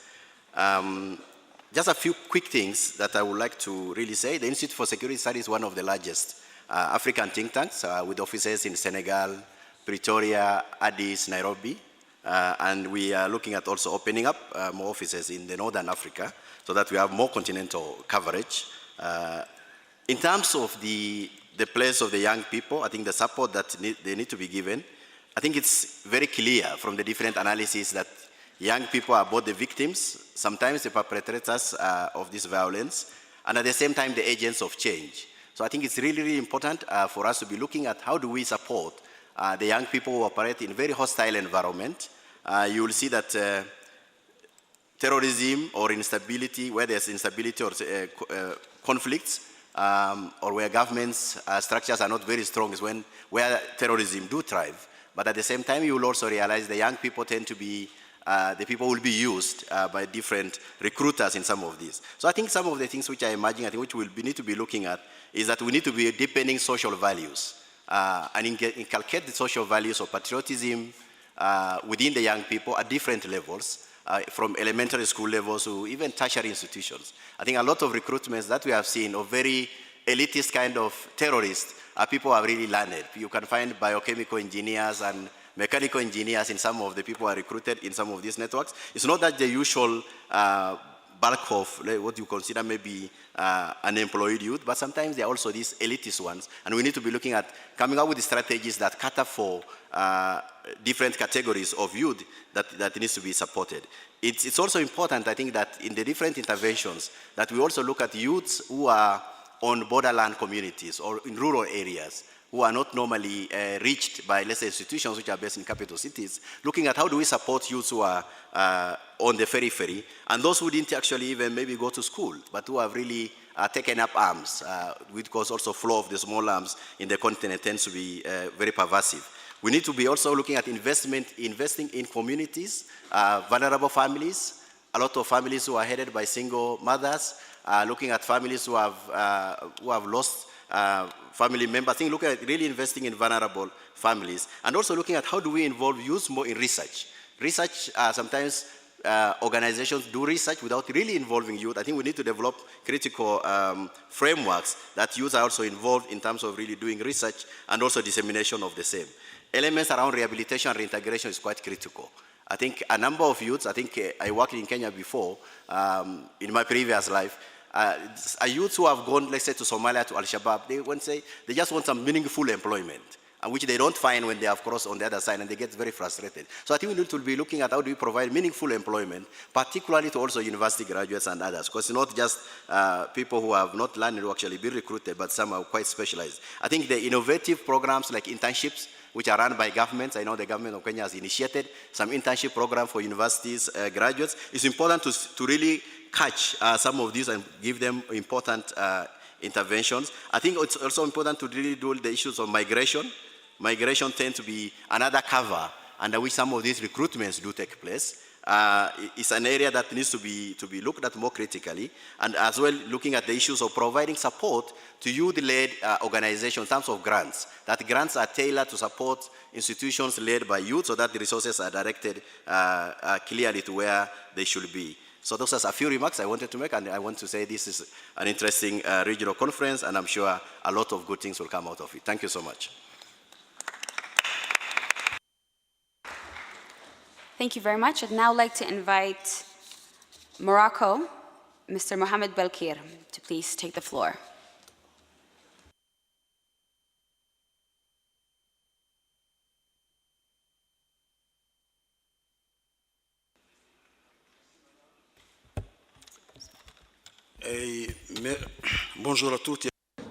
Good day to all.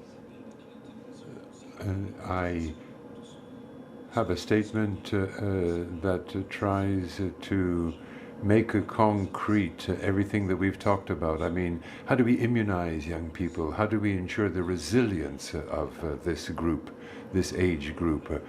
And this work is being done in Morocco by a religious institution with the support of the Undp and also of the Ministry of National Education. And it's a project that seeks to promote the values of citizenship, of tolerance, and of combating violence of any kind, all sorts of violence, be it gender-based violence, be it extremist violence. Because at this religious institution we have a general concept which is risky behavior that can lead to terrorism and how to avoid that risky behavior. And this program targets pupils in primary and middle schools. We're talking about 7 million pupils altogether.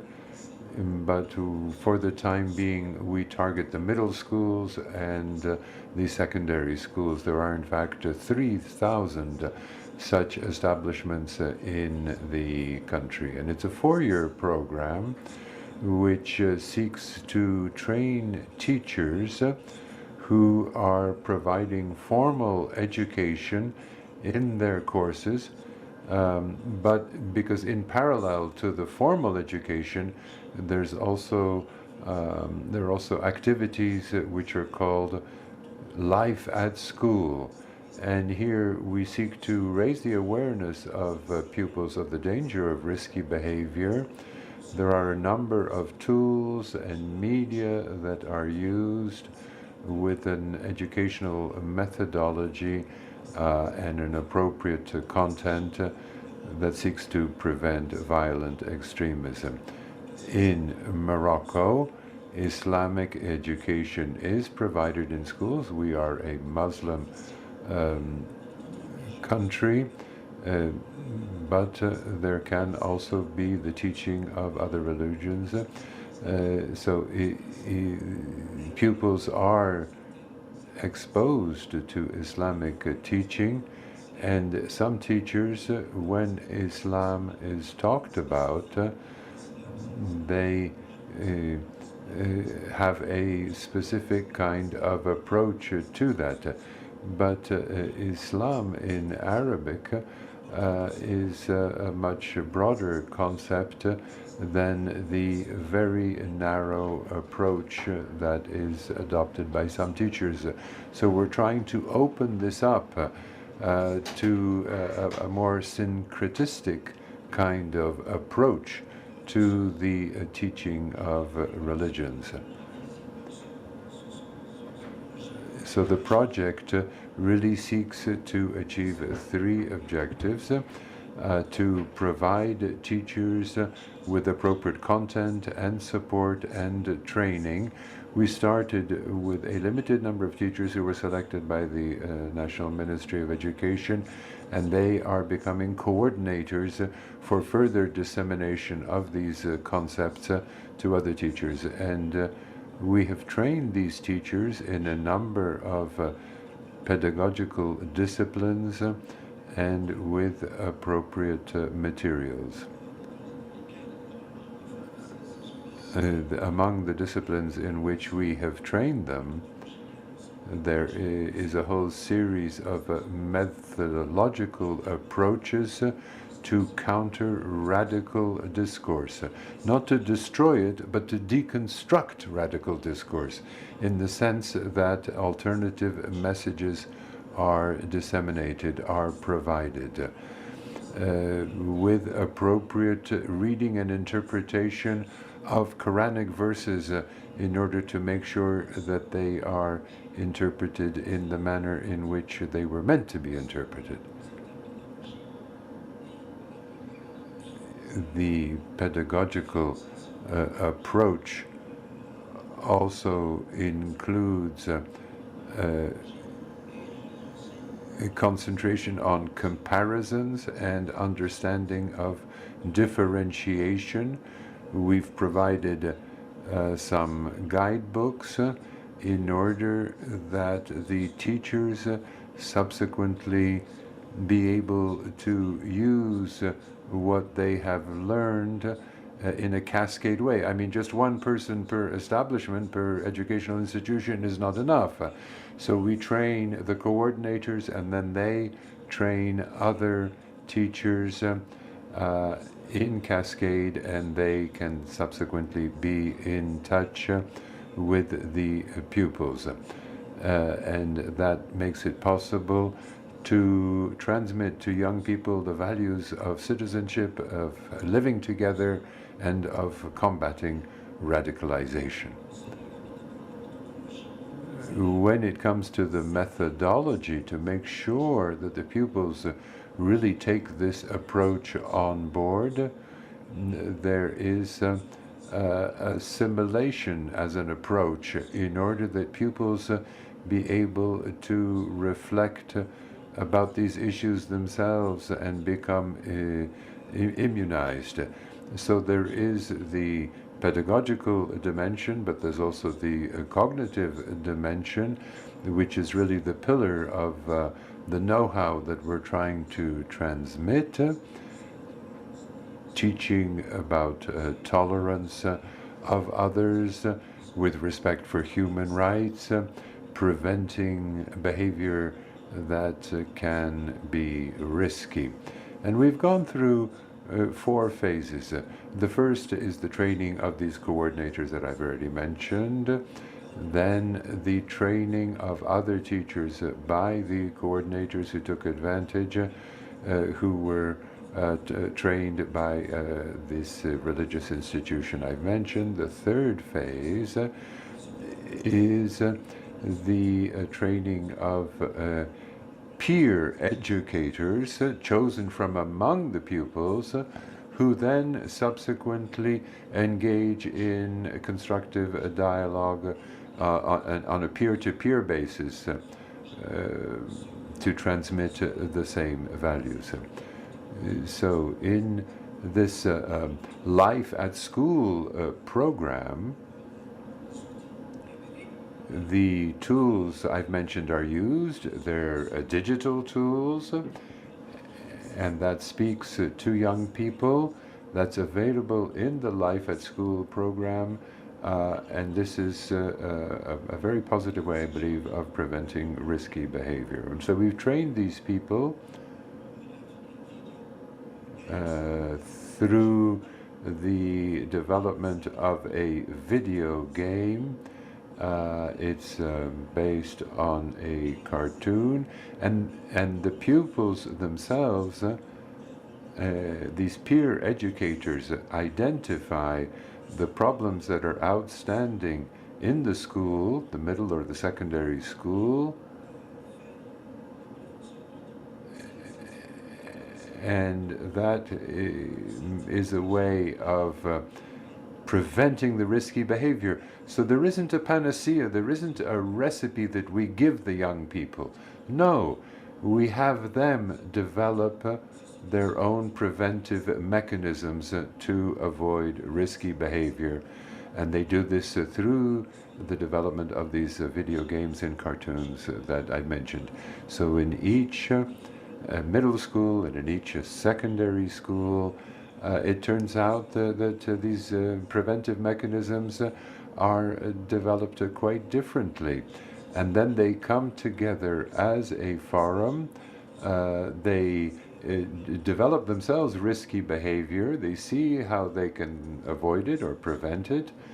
So they themselves find the appropriate solutions to combat certain risky situations or to avoid certain risky situations. And this is done through a kind of a theatrical game. There is no solution imposed. Sometimes in different schools, different solutions are developed by the pupils. The first time around, we trained 400 coordinators. In December, there will be another 200. And by the 4th year, we will have reached the target figure of 3,000 in order that there be one coordinator in each middle and secondary school, and then they will train other teachers who will train the peer educators, etc. Thank you for your attention. Thank you very much. We have 2 speakers left on the list before we conclude the session. If anyone else would like to share a statement or some reflections from the statements that have already been shared, please add your name to the list now or forever hold your peace. In the meantime, we will hear from Zimbabwe. Please, the floor is yours. Your Excellencies, distinguished guests, Madam Co-Chair, thank you very much for giving us this opportunity. We also want to start by commending the government of Kenya and the United Nations Office on Counter-Terrorism for organizing this event. Just a reflection from some of what has emerged from the third session of this conference. We support a point raised by Mr. Kessels that success of PCV efforts will require, among others, economic mobility of youths as well as youth exchanges within regions. In view of such thinking and going forward, we think there is need as a collective for us to rethink as a global community the effects that imposing economic sanctions or restrictive measures within a region could potentially have towards creating small havens of youths who get left behind in collaborative global initiatives to end violent extremism. This is not to suggest that sanctions against a country should be completely outlawed, but just to say that consideration ought to be given to what exactly we stand to benefit or lose from such actions. Just and plural societies, in our view, require more integration of communities than policies that are isolationist and directed against ostracizing certain countries in this global initiative. Cooperation across borders that Mr. Masood Karimpo also highlighted becomes difficult in our view, where certain countries within regions are not part of global initiatives, such as this conference seeks to generate, in order to end conflict, violence, and terrorism. Sanctions, in our view, impair resilience efforts by affected states, and hence our call that we move towards more integration than policies that are more isolationist. We are facing this threat together, and let's support each other through and through. Terrorism, as has been said, kills indiscriminately throughout the world and efforts and affects our common interests of peace and security. As Your Excellencies will agree, acts of violent extremism may start as localized actions directed against a particular government, but which could potentially conflagrate and affect all regions. Sanctions that run for extended periods end up becoming drivers of instability within regions or countries. And if anything, in our view, they are an indictment on all of us for culpability in lacking determination and sincerity to deal with the drivers of violent extremism holistically. As will be recalled by several delegates here, Zimbabwe has in the past intercepted various groups that sought to use its territory to cause violence on other states, which clearly demonstrates our commitment towards ending or collaborating towards ending violence and extremism across borders. And on that note, we thank you and call upon all of us to reflect on the imposition of sanctions that could end up affecting all regions whilst they are initially intended to affect individual countries, which is not possible under globalization. Thank you. Thank you very much for the remarks. And we are going to now have the UNDP representative in Nairobi. Thank you. Thank you. Let me congratulate and thank the speakers for excellent interventions and also the co-chairs of the panel. And just leading on from what Ms. Ilman indicated earlier around the work, the empirical research done by my organization, Undp, and I'll refer to that in my intervention, but thank you for referring to the wealth of knowledge and evidence that underpins guiding programmatic approaches to addressing violent extremism. We know that the threat of violent extremism on the African continent does not seem to be halted by military victories. Countries at the epicenter of the transnational threat of violent extremism in Africa have spent on average 12% of their national budgets on the military. Yet we still witness attacks, and recent examples are quite well known and referred to over the past 2 days. So with the support of the Institute of Economics and Peace and in a forthcoming report, UNDP has been able to conclude that the economic impact of these terrorist attacks in 18 hard-hit African countries has increased by over 1,700% in the 10-year period between 2007 and 2016. I can't find a network connection.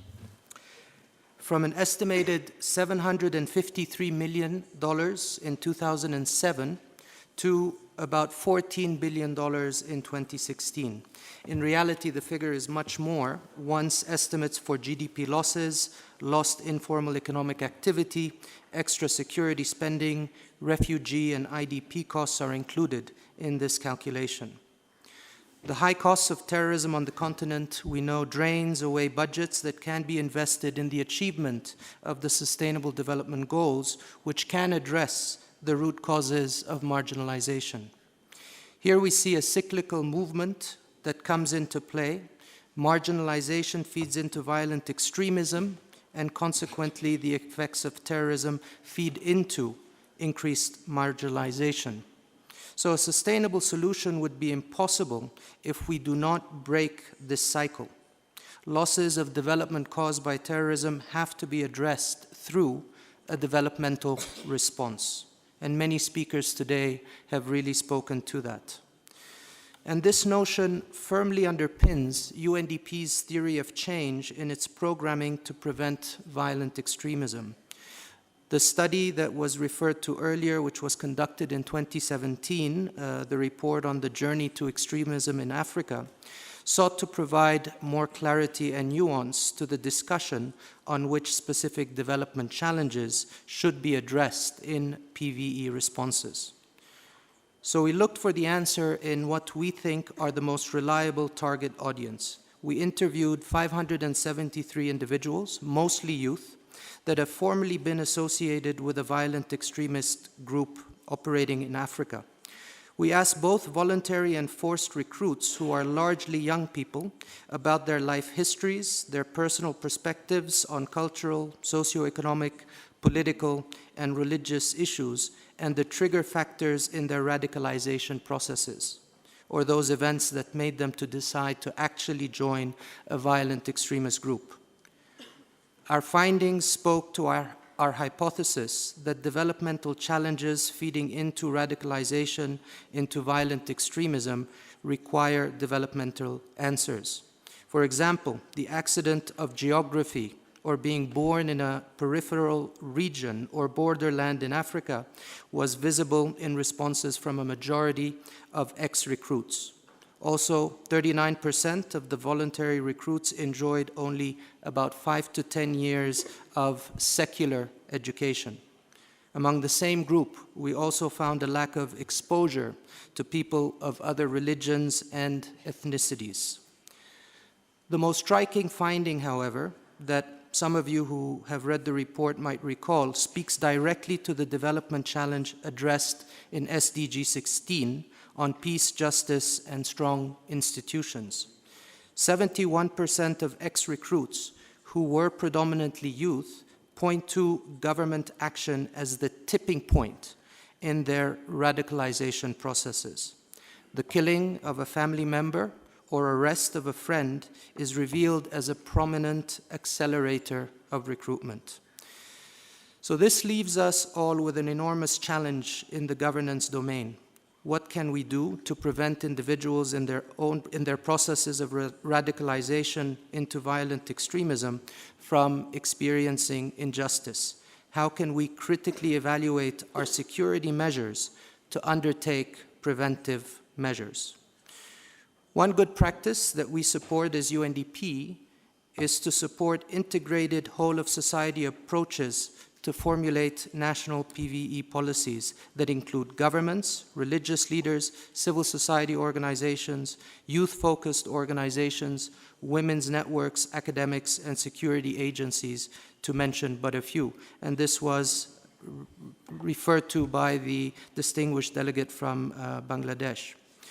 We have supported, amongst others, IGAD, Kenya, Tanzania, Sudan, Uganda, and Nigeria in this whole-of-society approach.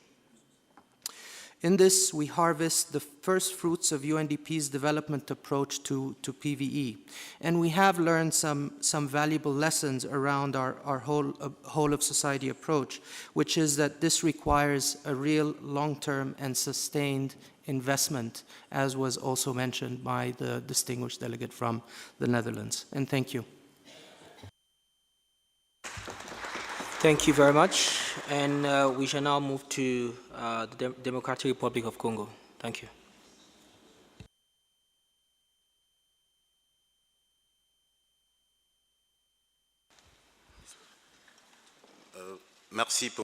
Thank you very much for giving me the floor. Ladies and gentlemen, in your various capacities, the delegation of the Democratic Republic of Congo would like to thank the United Nations Office for Counter-Terrorism, as well as the Republic of Kenya, for the organization of this important meeting, during which the DRC presents its experience. Our presentation will be focused on 3 points: a brief presentation of the situation of terrorism in the DRC, secondly, the lessons learned from seeking to counter terrorism in the DRC, and finally, the future prospects. Number one, we'd like to present the situation in terms of terrorism in DRC. Since 2005, the DRC has been committed to fighting the armed groups, mostly to be found in the east of the country, and they are of different types. There have been massacres of the local population, kidnappings, rape, and pillage and destruction. And this has become alarming since these groups more and more have recourse to explosive devices, and they are trafficking in precious metals and other transporter crimes. These groups are particularly violent. The Lord's Resistance Army, for example, and the Allied Democratic Forces, and the leaders of these are from neighboring countries.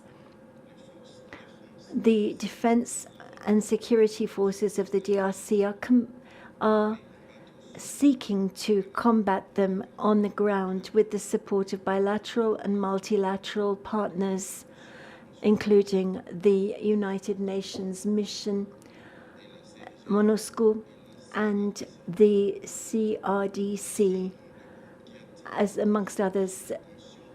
The RDF is the most commonly fought, and they have many youth involved and are related to ISIS. So, for example, on 18th of April 2019, the attack that took place in Kamango in Benin was claimed by this group, and they're particularly active in Benin and on the frontier with Uganda. Secondly, the lessons that we have learned from our seeking to fight against the terrorist groups. When the recruitment and financing of this group is widespread across the whole of our country, and these are often people who are recruited under various different pretexts. For example, if those who are looking for jobs, or they're being told that they will be given grants for studies. And we have to work in a coordinated fashion with the military and judicial arms. And the administrative local associations are raising awareness in terms of prevention of all movements linked to violent extremism. We have strengthened collaboration with the Intervention Brigade of the United Nations, which is also in place. The future prospects is that we need an inclusive global approach that will integrate all sectors of national life as we seek to counter terrorism through our national coordination committees. These committees work under the supervision of the head of state and his advisor, and they are a standing force. And all of the countries where these young combatants have been recruited from, so that we can seek to prevent the recruitment of them as well. Thank you so much. Merci beaucoup. Thank you very much for your statement. Now call upon Mali for their statement.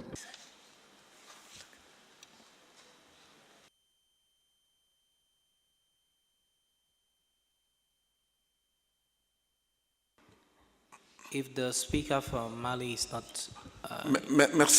Thank you so much, Mr. Co-Chair. The microphone did not come on. Thank you so much. Ladies and gentlemen, on behalf of the government of the Republic of Mali, I would like to thank the government of the Republic of Kenya and the United Nations for organizing this important meeting, which deals with a crucial subject for the world as a whole. Mr. Co-Chairman, I would also like to thank our brilliant panelists who have provided us with such significant presentations. From my point of view, I'd really like to thank them warmly for that. Mr. Co-Chair, since the beginning of our session, many things have been said. There's no need for us to repeat them. We would just simply like to note that we do agree with the points raised.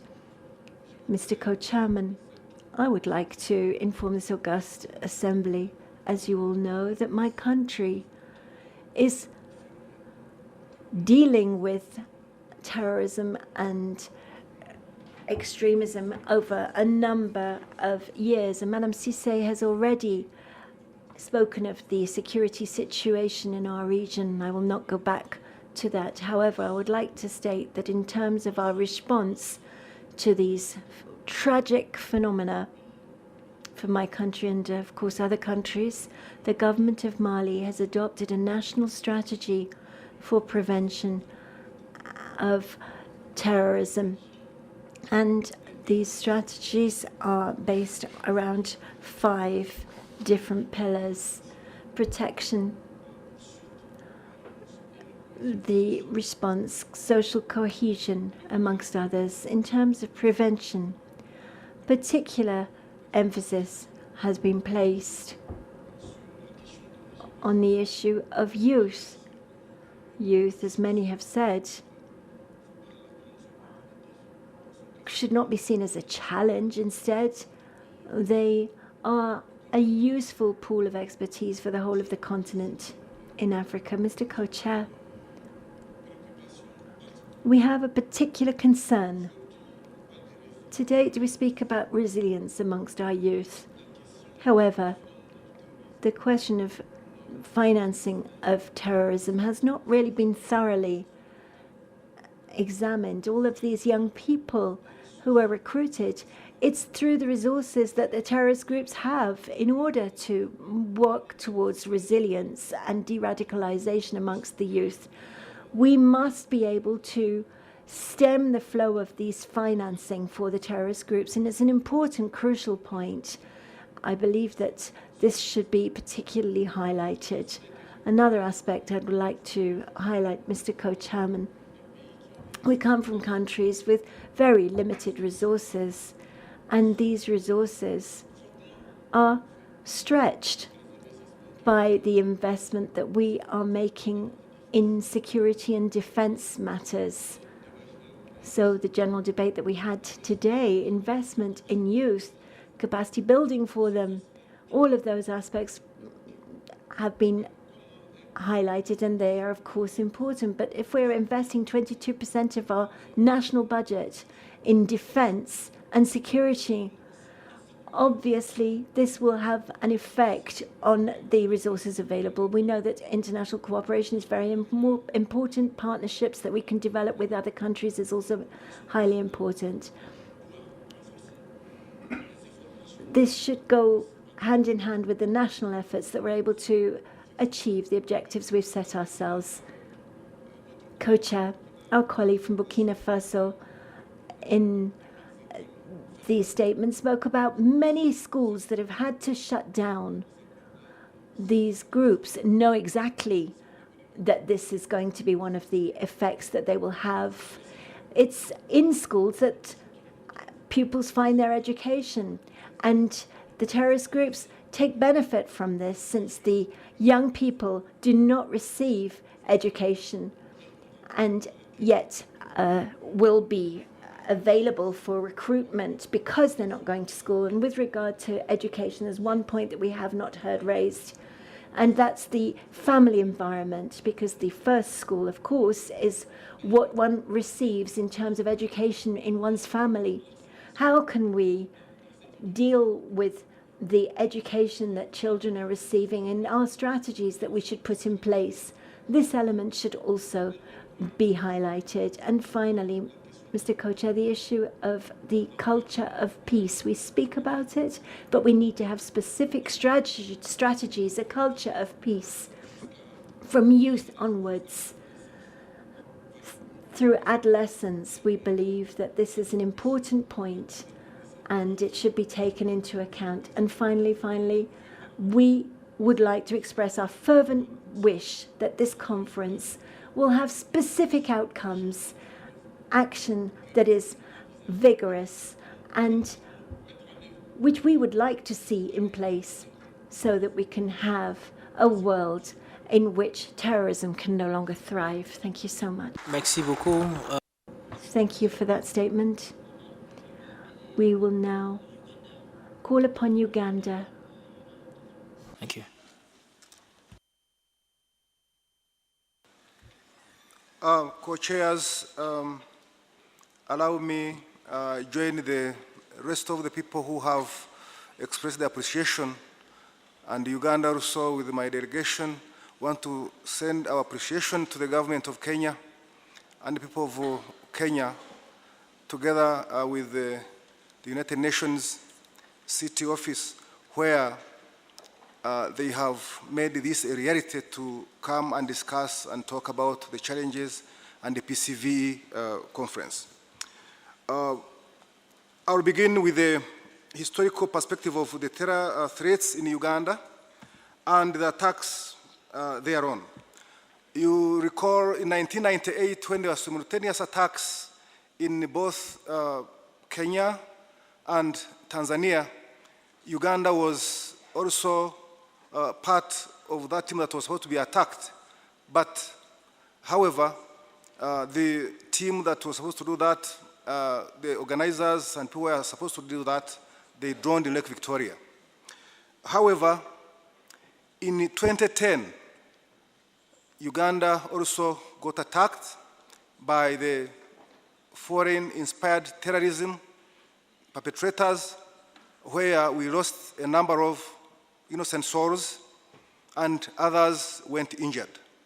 On this note, I want to concur with the speaker who we video watched from United States, Michelle, when she gave the prevailing situation in our region, that is DRC and Mozambique.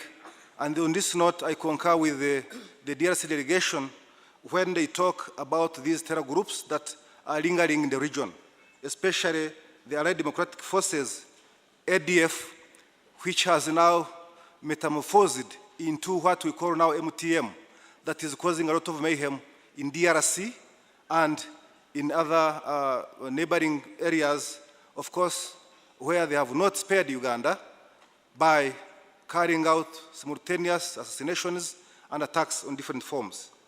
The group has bases in DRC, in eastern part of DRC, as you have heard, and has continued infiltrating the country.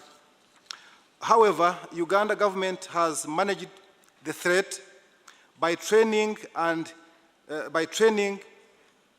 having capacity building of counter-terrorism units, the de-radicalization programs, development of database of people suspected to have links with terrorism, electronic monitoring of movement of foreign fighters in the region to avoid infiltration. By these terror groups, Uganda has done that electronic monitoring system, and it has also legally acted on the identification of those cells, both which are local and international. Also, Uganda has managed this by legislation of the Anti-Terrorism Act of 2002 and as amended by 2015. It has also, as a country, sensitized make the sensitization of the community in schools and institutions of high learning, and the government is up and running in community policing and identification of early warning mechanisms. Also, we have intensified as a country on access control measures at social gatherings, vital installations, and soft targets. We have also come up with timely intelligence sharing with the neighboring countries about plans by terror groups for preemptive measures. And also, as a country, rehabilitation and reintegration programs have intensified in the country, where, despite the above, we still have challenges that would need the global community to be part of this, and we also see this vice behind us. Thank you. Thank you very, very much. And we will now call on the Center for Democracy and Development. Thank you. Yeah, good morning. Still morning? Yeah, morning or afternoon. Good afternoon, everyone. Just to say thanks to the panelists for presenting what they are doing in various countries to include youth in the CVE program. At the Center for Democracy and Development, we've been working for years in the northeast Nigeria to countering violent extremism, working closely with key actors, including youth. And I would just like to talk a bit about what we're doing with regards to promoting social coherence among key actors. And just as a background, we work in Goza, and we all know the story of Goza, which was taken over by Boko Haram in 2014, and until 2016 that the government soldiers chased away the military. It means chased away the Boko Haram members. It means the people within the Goza community suffered a lot of abuses, and even a lot of people had to move out of that community to Maiduguri, another part of the country. But the most important thing is that when these community members returned back to their communities after the government chased away the Boko Haram members, they also faced with a lot of challenges in terms of how to address social divide existing within that community at that point in time, in terms of sharing of properties and so on and so forth. And we all know that within that Goza local government, there are like 8 different languages with Muslims and Christians living. And there's always issues around not so good interreligious relations.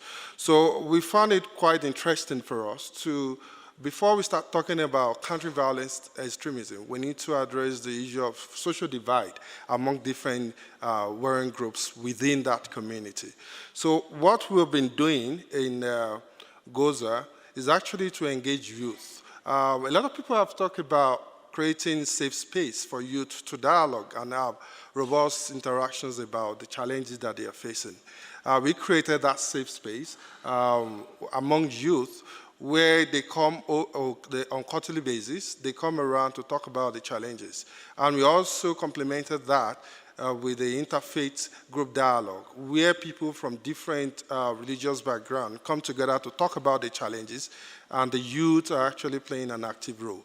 I will tell you that last 3 weeks we were there, an interesting resolution was made by these people that one of the key ways they can address that is also to start campaigning for interreligious marriages among different groups. That's quite shocking to us because we know that prior to this time, these people are never talked about using interreligious marriage as a way of building coherence among different community members.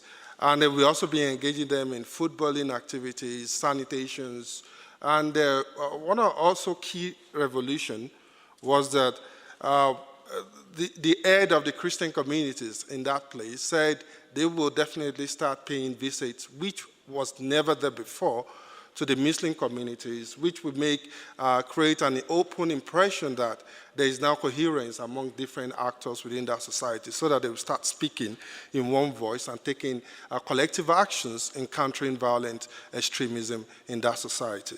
The other way that we also be engaging another community called under the Madagali local government, which shares border with Goza community. Goza is in Borno State, while Madagali is in Adamawa State. Is a community, a district called Duhu District, where we've been building capacities of state actors, including youth, on case management system.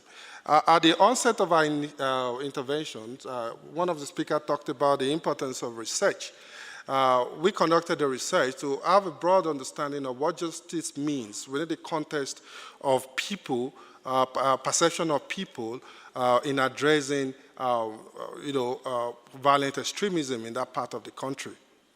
And we come to term, through that research, we were able to identify existing traditional mechanisms in addressing the issue of injustice, social injustice within this community. And we've been engaging youth to be part of the process of utilization of traditional mechanisms in facilitating justice in that community and as a way of building social coherence in the Duhu district. So some of the things that we have been doing, we've also learned a lot of lessons. One, sustainable interventions, engaging different actors could actually lead to incremental participation of youth. When we started engaging this Duhu committee like 6 months ago, we realized that the women and youth who were part of that committee were just one. And the last visit we made there, they've actually increased the membership of women and youth in that committee group to 4. And that was actually as a result of back and forth interactions that we had with them in terms of the need for representation of different vulnerable groups in that committee. So in general, is also for us to look at social coherence, promoting that as a way of countering violent extremism, as well as the application of existing traditional mechanisms to shape conversations around the need to counter terrorism in Africa. Thank you. Thank you very much for the intervention. And we would like to remind ourselves that we are drawing close to the end of the session. And of course, let's try to respect the time frame which we set for this. We would now like to invite Nigeria to share their perspective. Thank you.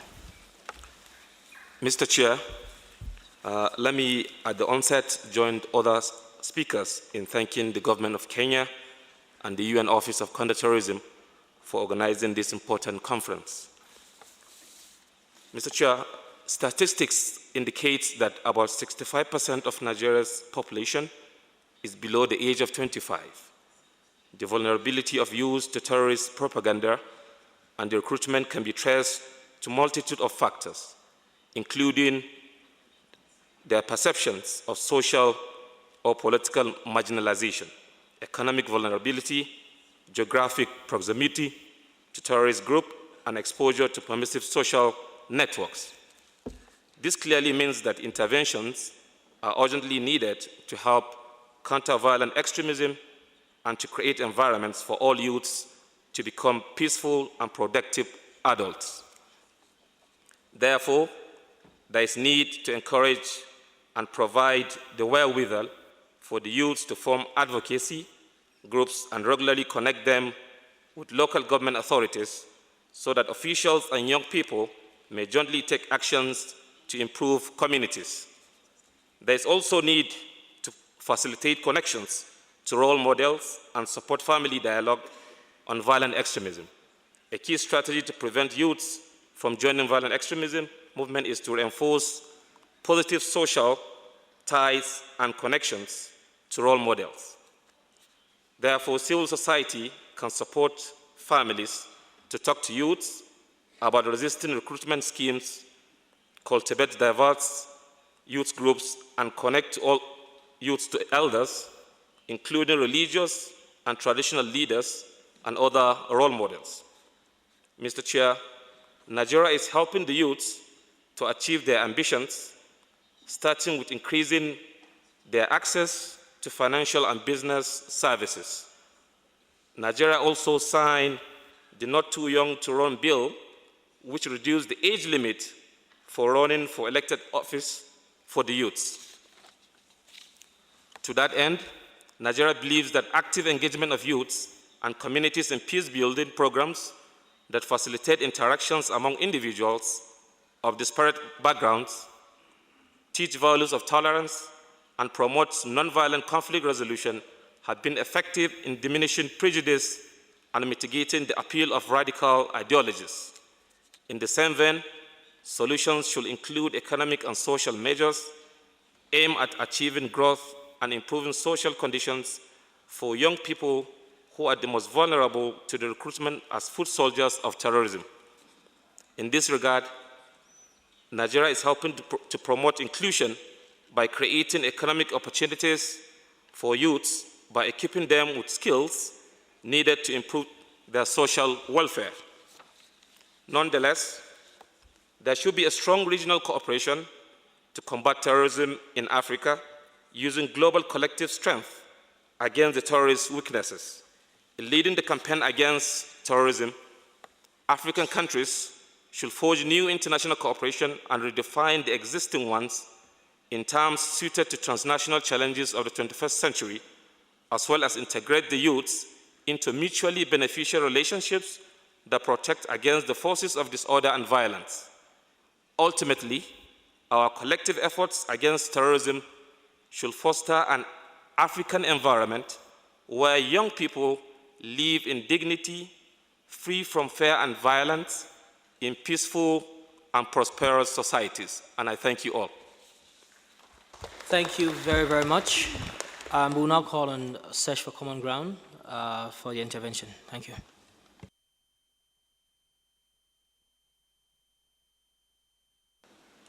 Okay. Habari gani? Distinguished guests, good afternoon.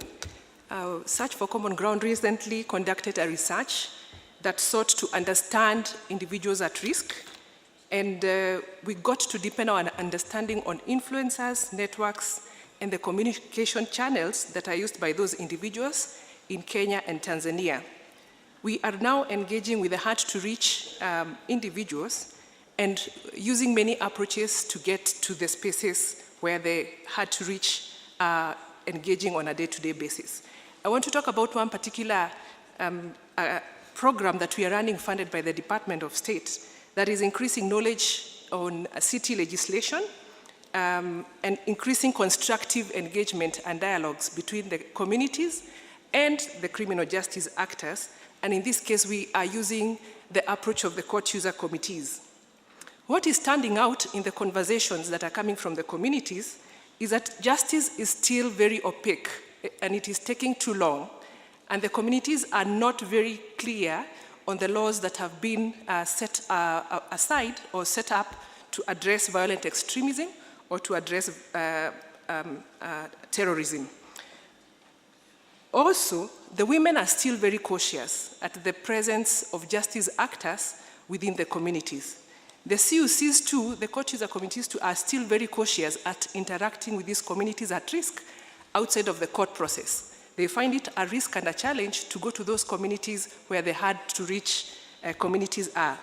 On the other hand, the young people are very optimistic that engaging with the criminal justice actors in the community, in the local hangouts, in the private homes, and in the market spaces will begin to create an opportunity for constructive engagement and dialogues, and might begin to have the court users understand the predicament of the young people. However, in our program, we are learning that we need to now talk about structural challenges within the judiciary and within the criminal justice system that are still making access to justice difficult and making it even harder for the young people to engage. What we are realizing is that the criminal justice actors, through the court user committees, are talking about increased trauma. Many of them had not been prepared that the cases that they would be dealing with would result to creating an environment of trauma, both to the criminal justice actors and to the community. The second thing that is coming out is frustration. You realize because the criminal justice actors are working in different agencies, there's not much coordination, and therefore we have frustration because some of the significant cases are dropping. I want to give an example. One of the people who was nabbed in the Westgate attack in Nairobi went through court and was released because there was a technicality in the judgment. There was a technicality in the judicial process that led to his release. This guy went back to the community, he hibernated, and came back and conducted the Dusit attack. That officer who was involved in that process stands a very frustrated man because he says, why would the judge release a man who I risked my life to go and arrest and apprehend and take to court? The other thing that we are noticing is that we need to enhance the capacity of all the state actors within the judiciary process who are working on these cases. You find that many of them are receiving new cases to handle, but they do not have the practice and the skills to do so. For example, the magistrates are telling us the evidence being brought to court is even risky. Is risky evidence because it may be explosives that are brought to court, and the people who are bringing those explosives as evidence may not be experts at handling that evidence in court. So it provides an opportunity or another risk to that environment. The other is that we need to increase learning across the various jurisdictions. People who have engaged with these city laws, it's time that we start looking at how that learning happens. And even encouraging that the judicial criminal justice actors read the laws or read the judgments and see where the shortfalls are coming through. I also want to talk about the legal requirements of prosecuting some of these cases. For example, the intelligence that has been collected by the local agencies and the international agencies, that intelligence is not going to the court. The prosecutors do not have that intelligence. So there's that Evidence Act procedure that also needs to be looked at. Finally, I want to mention that with the increasing city legislation and the increasing laws that are coming up across because of the increasing global threat, we are also, as CSOs, realizing the impact of a shrinking space. Our work and ability to engage with these individuals at risk is also becoming very limited because of the increasing regulations that are hindering us from going on as we would have wished to engage. Thank you very much. Thank you very much, Search for Common Ground. We would now like to invite Palestine to also share your perspectives on this. Thank you.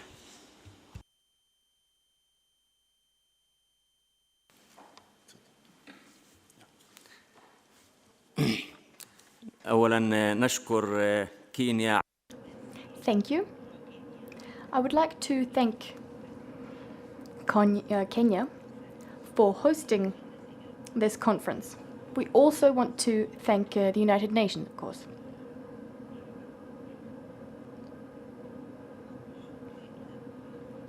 At the outset, I should like to highlight that the fight against terrorism needs to be underpinned by a battle aimed at rooting out the root causes of terrorism. We need to take into consideration these root causes. There are certain issues of utmost importance. Specifically, foreign occupation. Foreign occupation is one of the reasons for which there are conflicts and terrorism in our region. Therefore, we need to take a long, hard look at occupation and conflicts in the region. What's more is,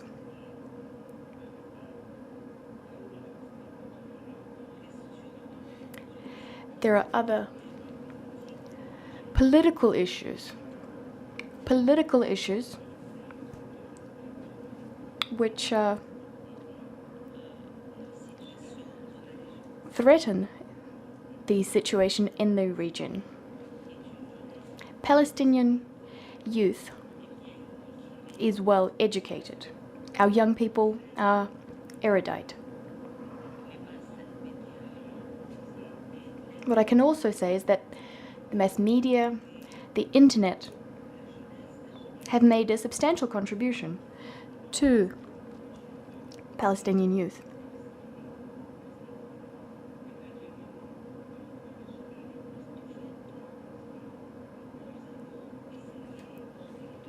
What we've attempted to do is to reduce the minimum age at which young people can vote, a way of getting young people involved, engaged. You see, Palestinian young people believe that their freedom is very valuable. It can also be said that Palestinian young people have a thirst for travel.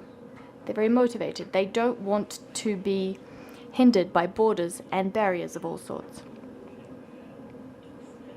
You see, there are many stumbling blocks which Palestinian young people are facing. As a consequence, we've seen terrorism take root. What we need is for the world to listen to the Palestinians, to listen to Palestinian young people. We need to put an end to the foreign occupation of our territory, the foreign occupation of Palestine. What's necessary is a solution that would benefit the Palestinian cause. For instance, the Al-Aqsa Mosque, that situation. You see, there are terrorist groups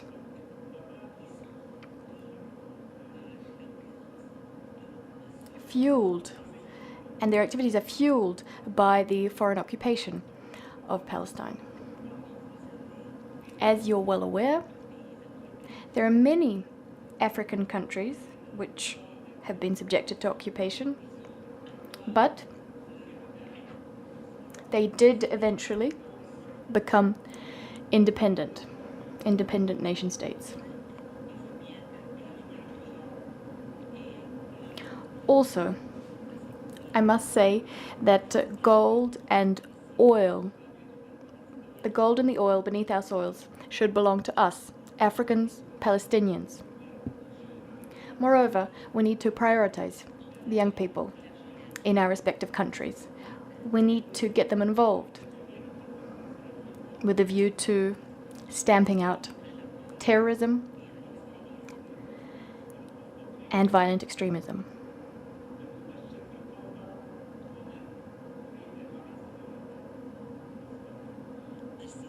Thank you very much for your kind attention. Thank you very much. As we wrap up with this session, I would like to invite Street Radio for their intervention. Thank you very much.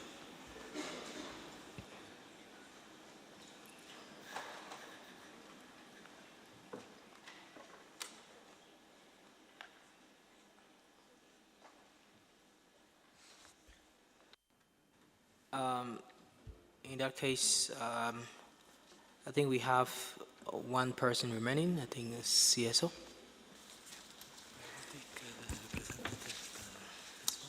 Thank you for the opportunity. My name is Hassan Mwalewa Ali. I come from an organization called I Choose Life Africa, which is based in Kenya. I would like to share some of the strategies that we have used, which maybe some of the other organizations and maybe at the regional level can also pick. At I Choose Life Africa, we mostly deal with young people. We try to enhance and empower the lives of the young people who we find in Kenya as some of the most vulnerable population. So one of the things that I Choose Life Africa in every implementation or in every program that we do is to have a quadrihelix model, whereby when we go to a community or a county, let's say Nairobi County, we try to form a quadrihelix board which comprises of the government, academia, the industry, and the CSO. So part of the thing is that we came up with is that the cooperation within the four sectors is very key to implementation of any program, and including the VE program. Currently, we work closely with the Office of the President in terms of having, if some of us can understand, he was appointed or he was anointed by the UN as the Global Young Youth Ambassador. And we are taking his vision of empowering the young people, and currently we have a vision of empowering 1 million young people by 2022. But why do we need to include all these four pillars? Is that because the government is the custodian of the country, and most of the things that we need for legal and in terms of legal to be legalized, it has to come from the government. If it's any policies that we need to push, it's through the government. One of the things is that we launched with the government, the Ministry of Education, a policy in terms of in the education sector for mentoring the young people. The academia is also key, whereby the research that we do as we implement is also important. We found that it's important for it to include the academic, that is the universities, in order for them it can be published and which the information can be shared widely, instead of doing the research and the impact evaluations and putting them in our own libraries. The industry is key, and unfortunately I have not heard it being said or emphasized in this conference, is that much of these opportunities that we want for the young people, much of them do not come only from the government or from the non-governmental agencies, but much of them, to our understanding, is that the industry is key and provide much opportunity to the young people, and they're key stakeholders in any program that we do, including the PVE program. If some of the highlighted drivers of PVE is lack of opportunity among the young people, then the industry or the business sector need to be very much involved and given favorable grounds in order to operate and offer much more opportunities to the young people in order to also reduce the prevalence of radicalization among the young people. The CSOs are also important. They mostly carry the agendas and also keep the government, to push the government in terms of the different policies, and also in such area like PVE. So the other thing that I wanted to include also is that we need to incorporate young people in every project that we are doing, in every business that we are doing. Most of the things that are being done, or most of the intervention by government or different CSOs or the non-governmental agencies, that they just plan the projects and everything, and then go dump it to the young people as just as beneficiaries. We need to change the narrative, and that we need to take the young people into the planning desk, that we can plan in the same table, and whatever we are trying to plan or maybe to run down or to implement, is that they also have an input to that, so that it brings ownership among themselves, the young people, and they can carry that, and it will be more effective in terms if it is implemented. So these two cuts across to the PVE programs that we run, or the CPVE programs. For whatever that you're doing, or whatever the kind of people, young people that you're targeting, we need to bring them on board, plan with them, decide what kind of a thing we want to do, let them decide what they want to do, okay? If they want to play football, if they want to engage in theater, if they want to run any other kind of activity, it will be up to them, and they will own it, and it will be much more influential to other young people when they see some of the young people whom they know and they respect, they're the ones who are driving the change within their society. And also, another thing that we need also to recognize is that instead of establishing new structures in the local communities, there are already existing structures. For example, in Kenya, we have the sub-county peace committees, which are responsible for, maintaining peace and safety, and of course also deliberation in terms of where there are conflicts. Instead of guys, if you have a PVE programming, which also cuts across through security and safety, it is also a good thing that we strengthen the already existing structures within the communities so that we reduce on the cost to become cost effective, and also it brings out the sustainabilities for the project, and also it gives much more impact than running a project for 2-3 years and then one disappears. So because it's run by the government, it will be something that can be sustainable and last for longer. And then lastly, something that of practice that we have tried is also to form what we call sub-county security advisory committees, whereby we understand as much as we work with the young people at the center, but also they do not exist alone, and there are other people around the community that are also key in determination and maybe successful of a given program. So at the sub-county security advisory, we try to have key leadership within the community, the religious sector, the young people, some of the key young people in the community, the security agencies, the administration within that community. They also compromise the sub-county security advisory committee, which then review some of the issues within the community time to time. So that is what we have been doing, as maybe some of the strategies, maybe some of I can share as I Choose Life Africa. And also we need to build much more for the young people to be more of a job creating agents rather than just giving jobs to them, and we as young people need to take up initiative and also be hardworking and establish these job opportunities. So one of the things that we try so much in terms of maybe creating much more employment is to have boot camps where we try to train young people in business in terms of pitching. How do they pitch in 1 minute, 2 seconds? How can you sell your business idea to an investor or to someone else? So we take them through that, and our ideas when we engage with them is that we do not, we emphasize them not to have a local mentality of maybe having a very small idea. We want that idea to grow and become an SME at the end of 6 to 1 year. So those are some of the remarks that I can give us at Choose Life Africa, and maybe we really appreciate for being part of this conference, and for the organizers we say thank you so much, and we appreciate for every effort that you have put in place for organize such kind of a conference. Thank you so much. Thank you very much. And to wrap up this amazing session, we would like to invite Jane Likimani from the Office of the UN Coordinator in Kenya. Thank you very much. Okay.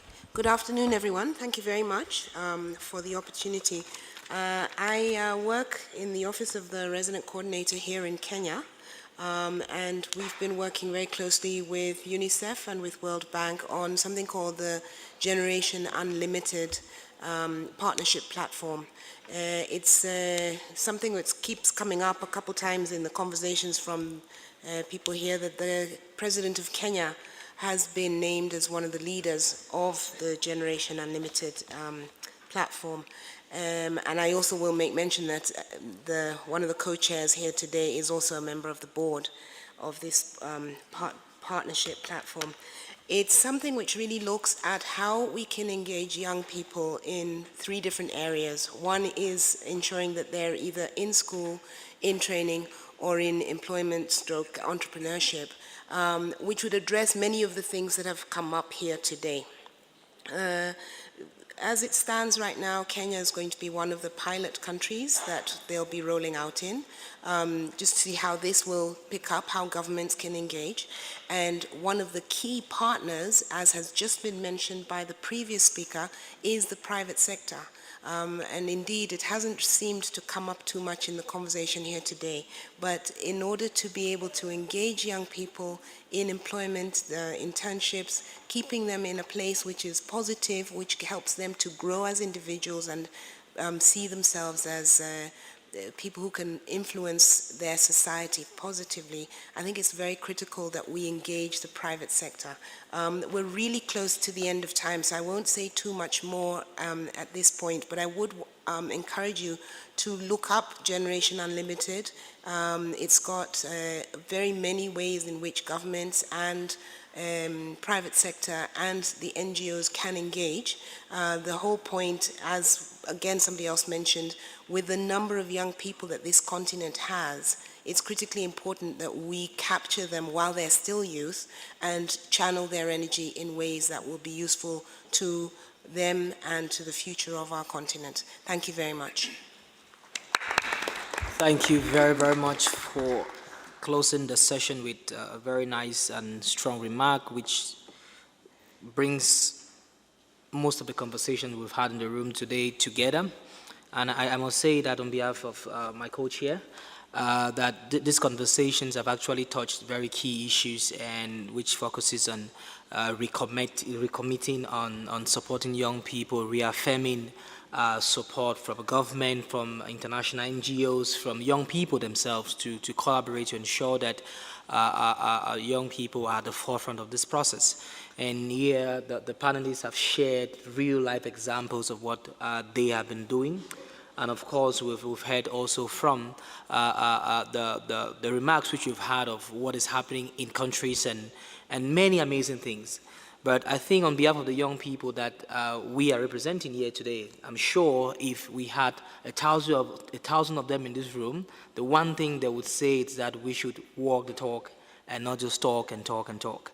And so I'm calling upon us on behalf of my peers that I represent here today to say that we are ready to collaborate with you, for us to be partners to ensure that these amazing ideas, these powerful commitments are taken into consideration right at the grassroots level, where we have the challenges where young people are being victimized. And to tell you one important thing that, I always say this, that young people are ambassadors of peace and change and not agents of violence. Thank you very much. I want to thank the government of Kenya for making this possible, and the Office of UNOCT for bringing us together and for giving young people an opportunity to chair this amazing conversation. Thank you very, very much.